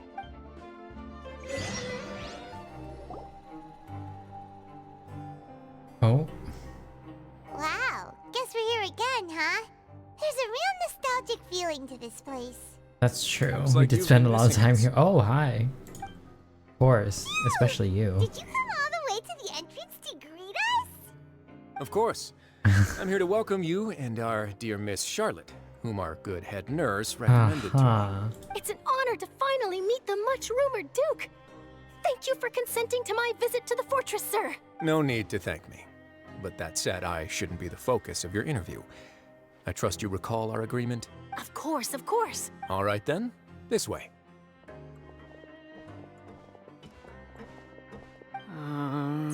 Oh, hi, Jurio. They look so awkward.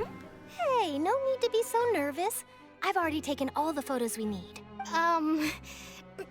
Miss Charlotte, Do these pictures really need to be published on the cover of the Steambird? It would seem that Miss Lorvine doesn't want her face to appear beside that of Mr. Jurier, hmm? Sir, please don't say things like that. But it looks like dear Mr. Jurier denies it. Might this interview be very important? He's having so much fun. No, I just... This is my first time being interviewed, and I'm very thankful to the Steambird for... Now, I might not look it, but I actually did meet Mr. Edwin once. And I'll be honest, I enjoyed chatting with you more. You've definitely got more of that genius vibe going on. I'm starting to become a bigger fan of Charlotte, like overall. The boat that brought about a miracle, the ark that saved the people. Why, you recreated a myth. Oh my back god, there, that expression that we emissary have. of legend. Still, if I might ask, where's that flying ship now? Huh. Looks like Charlotte's trying to get herself another Of course, it's the strategy. I have to apologize, but that ship is presently in the bowels of our factory. I'm afraid it won't be easy for you to get a shot of it. Really? Well, then in that case, could I have an interview with you to make Oh up my for that god. loss? He really doesn't know how to squeeze opportunities for all that. Yeah. You already know my answer, I'm afraid. Best you interview our head nurse instead. Or perhaps you'd like to take another They're photo not of happy this about couple of this. researchers?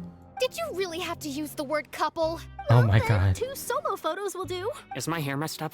Please, someone help me have a look. Things sure are getting pretty lively here. We've seen this kind of thing before. Oh, Hi, seems Siege like everyone's Queen. here. Would any of you like to try this new drink I came up with? Ah, Siegeween. Hey, Miss Charlotte. Why don't you, take some pretty photos of our head nurse? Hmm? Sure. Come on, Miss Siegeween. Over this way. Let's find a brighter spot. Huh? Sure. Do I have to smile? He's always smiling though, it's so cute. So, how have things been at the fortress? Same old, as you can see. Fontaine's undergone some changes, but this place is still more or less the same. Other than that flying ship, it got a tad too much attention, I think. That's why I decided to let the interview go through. We should direct more public opinions toward the behind-the-scenes heroes. Yep. Am I right, Mr. Jurier? Miss Lorvine? You're too kind, sir. I believe that you too should have your day in the sun. Not that you would want that, which is a pity. I'll just leave the spotlight to you two. You talked with Riley for a while and share news from above ground. I see. Lots of things happened that day, huh? Anyway, regarding that Harbinger, I'm not sure you remember, but his 3 young followers are still waiting for his return. He sure did win them over, huh? I'll tell them that there's good news and bad news. The good being that their boss seems fine, and the bad being that they must face extended sentences for abetting his escape. Uh-huh. Oh, actually, what about you? Are things gonna change for you too? What change can there be? True. The fortress will keep chugging along, and so will my duties. As to what Miss Farina's departure will mean for the nation, Oh, that's if our right. laws Where and did she governance will go? be transformed, we'll leave those to the folks in the overworld. Hey, everyone. The photo shoot's done. Good. In that case, let's call it a day here. Thanks for your cooperation. Come on, Traveler, let's go. Till next time, everyone. There'll be a next time? Maybe. Who knows? I might write a story about the underwater factory next time. Until then. Okay. Wow, everyone's here.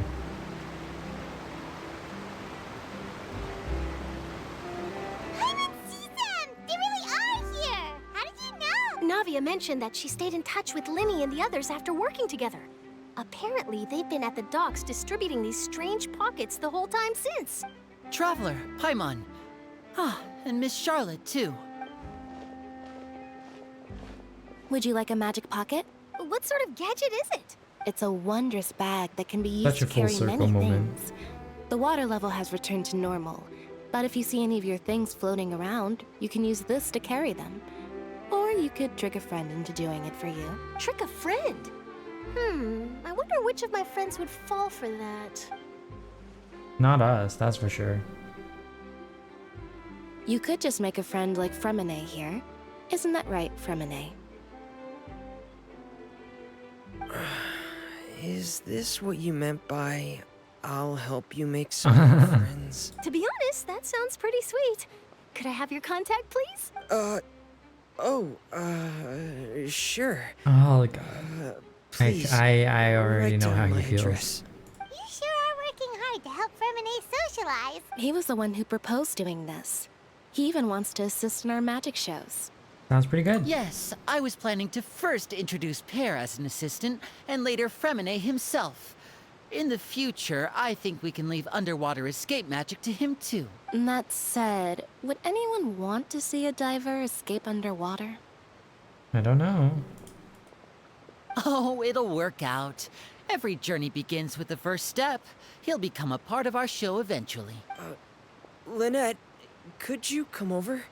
Miss Charlotte says she wants to take a picture of us. Very thorough, as usual. Got it.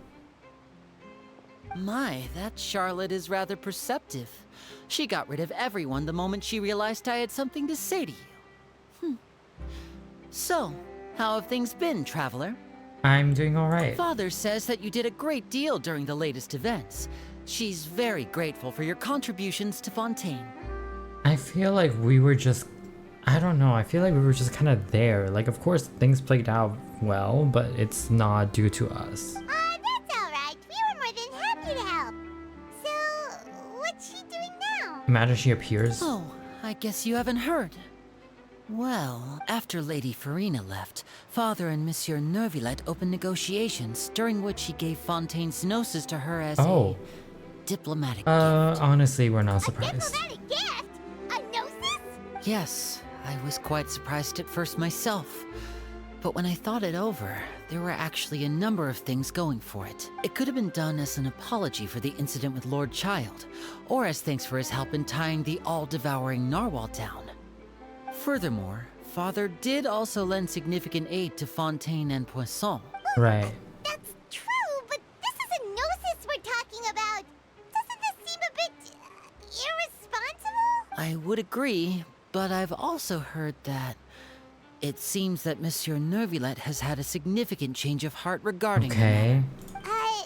So there's some reason for this that only Nervillet knows about? I suspect you'll have to ask him about that yourself. Ah, yes, speaking of which, I did see him strolling around the entrance to the Fortress of Meripede a while back. Isn't he real busy and stuff? Paimon didn't think he'd have the time for that. But back to the topic. The gnosis was given to the knave, right? What about Child? They say that he's returned to Snezhnaya okay. to recover from his wounds. I hear that the recent disaster really did a number on his I mean, health. he was literally burning when we saw him, so I guess, yeah. That's true. When you think about it, we've had loads of run-ins with the Fatui.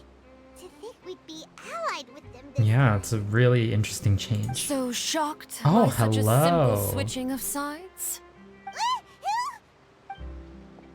Of course. Hello. Father! Well, what do you know? Come to the docks to see how my children are doing and meet the Traveler by chance. Please do not pay my accomplishments in Fontaine too much mind.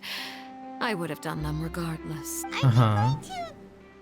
the gnosis back to Snezhnaya? That is our duty as harbingers, yes. Don't be too preoccupied with sides. The goal of the Fatui concerns not a single place or person, but the entire world. With such a grand goal in mind, it is inevitable that we must wear many masks. You're not wrong. Switching my masks is something I've always done. Well, you keep to your position. Well, that depends on many things. No one truly knows what the future holds. What good is honesty if you can't rely on it forever? As for you, I very much look forward to our next collaboration. Good things cannot be achieved alone, and you've proved yourselves to be great partners. Thank you. Actually, I just remembered something. Please help us deliver this. A vision? All right. Right. Child's I'll vision. remember to return it. Thank you for keeping it safe for him this entire time. Hello, Charlotte. And that's a wrap for me. Huh? You're... Greetings, Miss Journalist. Hello. If I'm not mistaken, there are diplomatic channels I'll need to report to take a photo of you. That is correct. So forgive me, but I will not be able to serve as a subject in your article. However, feel free to write as much as you'd like about our dear magicians and our upcoming rookie talent. I will. The sea breeze is quite pleasant. I'm starting to like the Navy more as While well. the weather remains so agreeable. Farewell. Farewell. Farewell, Father. Oh, she has such an intimidating presence. I didn't even dare to take a picture. Thankfully, I've already wrapped up all my pre-scheduled interviews. Thank you all. This'll be more than enough for me to write about, I'm sure. Don't be too nervous. Why don't you take a magic pocket before you go? Here, Traveler, Paimon, you take one too. Sure. Things about? That's right. Funny. I was giving out magic pockets when we first met too. And what do you know? I'm doing the exact same thing right now. Yep.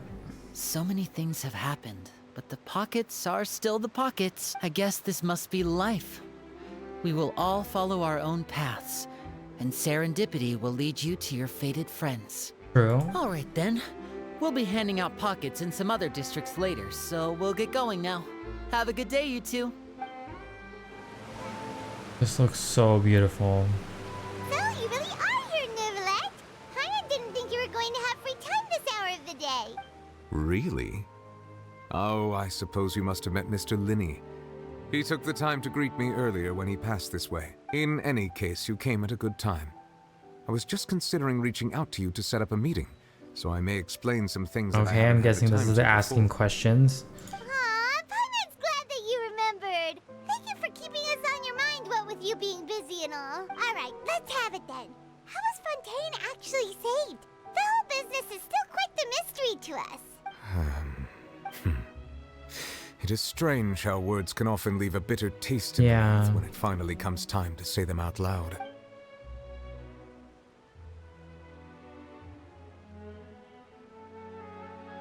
Yeah. This is like one of the saddest arcs there is. So that's what happened? I only saw Farina's part myself. Focalor destroyed the divine throne of the Hydro Archon and restored your power to you, transforming you into a fully fledged elemental dragon sovereign. Right. But Paimon still doesn't quite get what you did to save the Fontainians from dissolving. I would guess, like, he said the sins are forgiven, so maybe he had the power to either make it so that they don't dissolve or something. For me, the authority of the ancient dragons refers to absolute control over the hydro element. Fontainians were incomplete humans born of Egeria's use of the power of the primordial sea, with constitutions similar to that of mimics. But so long as those primordial energies remain within them, I could use the ancient dragon's authority to grant them true blood, after Right. the fashion in which life was first brought into being on this planet. In other words, when I gave my verdict, Fontainians became true humans, and thus would Makes naturally sense. no longer be dissolved by water from the primordial sea. Focalor must have counted on you to make that decision as well. Your verdict was the key to making the prophecy appear to have come true while saving everyone. You could say that it was in that moment that Fontainians were finally truly born. Yeah, and in a manner of speaking, Focalor finally managed to fulfill the original Hydro Archon's wish to turn Oceanids into real people too! Yeah. It seems from your expressions that you still have more things you wish to ask. Ask away. I will tell you the truth as I know it. Okay, here we go. About the initial verdict that was passed on Child. I have investigated his case along many avenues, and I have learned that he once fell into an unknown chasm when he was young. There, by chance, he awakened the all-devouring narwhal. But whether it be by sentiment or reason, that should not have been enough to consider him the root cause of the disaster. Yeah. At most, he would have had tangential liability. As for the judgment passed by the Oratrice during the trial, whether it was due to that liability by association or Focalor deliberately using him to buy time for us on the assumption that he would be able to hold the creature off, I cannot say. Probably the latter. Guess Focalor had Fontainians in mind the whole time. In the end, it was thanks to her that they finally became real humans. Hang on a second. Paimon suddenly got another Okay. question. Back when Fontainians hadn't yet become real humans, were the children they had also transformed Oceanids? Life has always flowed like water. Do you recall how Fontainians would often come to the Fountain of Lucine to pray Yeah. for children? Yeah, Lynette said the fountain is where all the waters in Fontaine converge. In truth, even those couples did not know that such prayers were no mere custom. Oh. Instead, a form of ritual. Those Oceanids who were blessed within the spring water would later descend as new humans in the coming months. Paimon sorta gets it now. Either way, seems like this ritual symbol won't be of any further use, but it'll probably live on as a local custom. Ask away. I will tell you the truth as I know it. About Fontaine's future. Yeah, about that. Risley said Farina has already left. What's that all about? Ah, Lady Farina. The people are only aware that her death sentence has not been carried out. She abdicated the post of Hydro Archon and left affairs related to that title to me. Yeah, I mean, I would just, of course she would leave. I related Focalor's words to her faithfully and completely. After hearing them, she seemed neither saddened nor comforted. She simply said that she was tired. Of course, 500 years of pretending. Having said that, she then packed her things and moved out of the opera house. Not unlike how an ordinary person might. But she's still got a place to stay, right? You need not worry. I will make arrangements to ensure that she will not want for food, clothing, board, or travel. In truth, I am somewhat happy for her. The wear and tear on her spirit will, of course, take time. Yeah. Oh my god, 500 now that she no years. longer has to play the role of Focalor the Hydro Archon, she can finally lay down her burdens and lead a normal life. What about you then? What are your plans now that you've regained your full powers as the Hydro Dragon? After Focalor passed on, the Oratrice also ceased to function. This matter will directly affect our trials. After much careful consideration, I've decided to take over its role in our courts. Yeah, of course, makes From now sense. on, I shall hear cases and pass verdicts by myself. Looks like you're still considering stuff from the perspective of the Udex, huh? As an elemental dragon, there are indeed many things that I must do. But this power and this duty, in a manner of speaking, you could say that both were granted to me. As such, before I attend to my other responsibilities, I must first and foremost continue to serve Fontaine as its highest judge. The duty of the Hydro Sovereign and the duty of the Udex shall coexist within my person. Additionally, the Hydro Archon's departure has brought about another problem, which is that the Opera House shall no longer produce indemnitium. Right. That's true. That power was derived from the people's faith in the Hydro Archon, wasn't it? Wait, but the various mechs and machines in the city are all still okay. Where are they getting their energy from? As I am now, I have full command over New Musia, and it can serve as a complete substitute. Another reason why I cannot quite leave Fontaine immediately. Okay, makes sense. Wow. This ancient dragon's authority stuff is really quite useful, huh? Ask away. I will tell you the truth as I know it. About the Gnosis. Oh, that's right! They say you've given it to the knave as a diplomatic gift or something! Leaving aside their intentionality, the two Fatui Harbingers have indeed done much for us during this crisis. Their sole remaining goal in Fontaine, at least at this point, would seem to be the Gnosis. The Oratrice has ceased to function. The Hydro Archon's divine throne is now no more. Yeah, it doesn't make do not sense for him need to the keep Gnosis's it. power.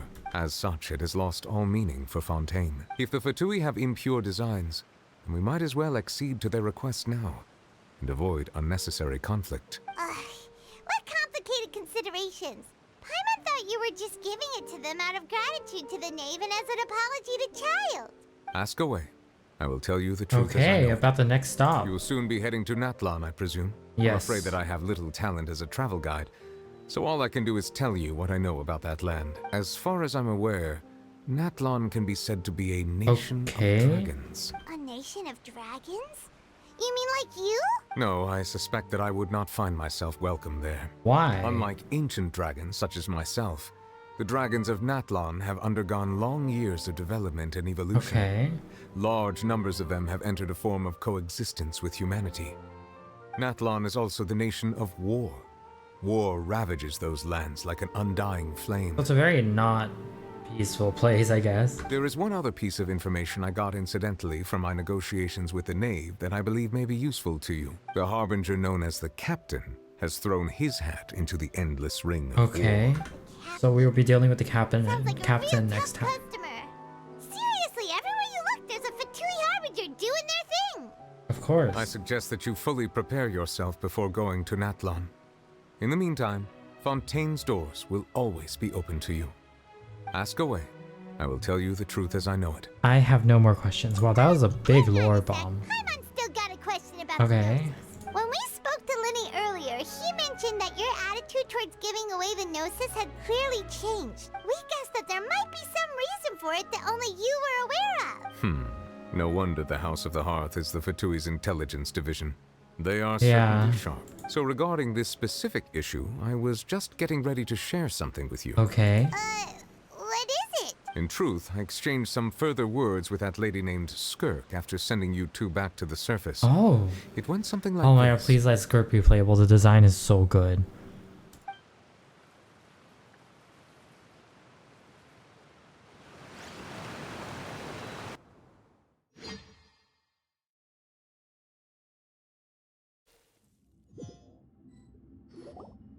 Well, we're going to head topside to see what's going on. You hurry over soon as well, all right, Nervalet?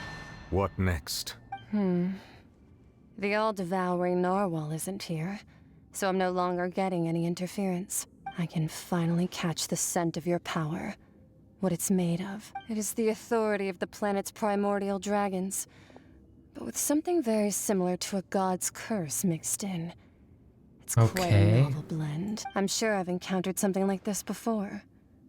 What was it again? I do not know what you speak of. Ah, of course. How could I forget? You should have the remains of the third descender on your person, yes? Remains? I've never heard of any such thing. Huh. Okay. According to your parlance, I believe it may be called a gnosis. So Gnosis is a remain of whoever the third descender is. Well, that much is true. After Focalor's divinity faded, she handed her gnosis to me, but I fear I have never heard of it described in the manner that you just did. I've been training with my master, the Fowl, ever since Who's I was that? young, and I have never returned to the surface since. So most of the information I possess, I got from him. It is only natural for those who are greater than humanity to possess a different sort of common sense, which is why there are so many problems in our attempts to communicate with humans. Okay. Regardless, you should probably get rid of objects of misfortune to prevent any disasters from befalling you. To live in itself is a blessing. True. But once a person dies, the bonds he once had with this world shall all turn to curses. What do you mean by that? No need to fret. These are just my personal thoughts. And my reason for no longer wishing to return to the surface. This third descender you refer to, who are they? And when did they die? Master never mentioned them to me. Perhaps it just wasn't that important for me to know. If you're interested, though, I could ask him. I'll be sure to pass the answer on to you next time. Next time? You believe we will meet again? I do. Wait. I have a disciple of my own, don't I? Child. He can be the messenger then? Interesting. Interesting.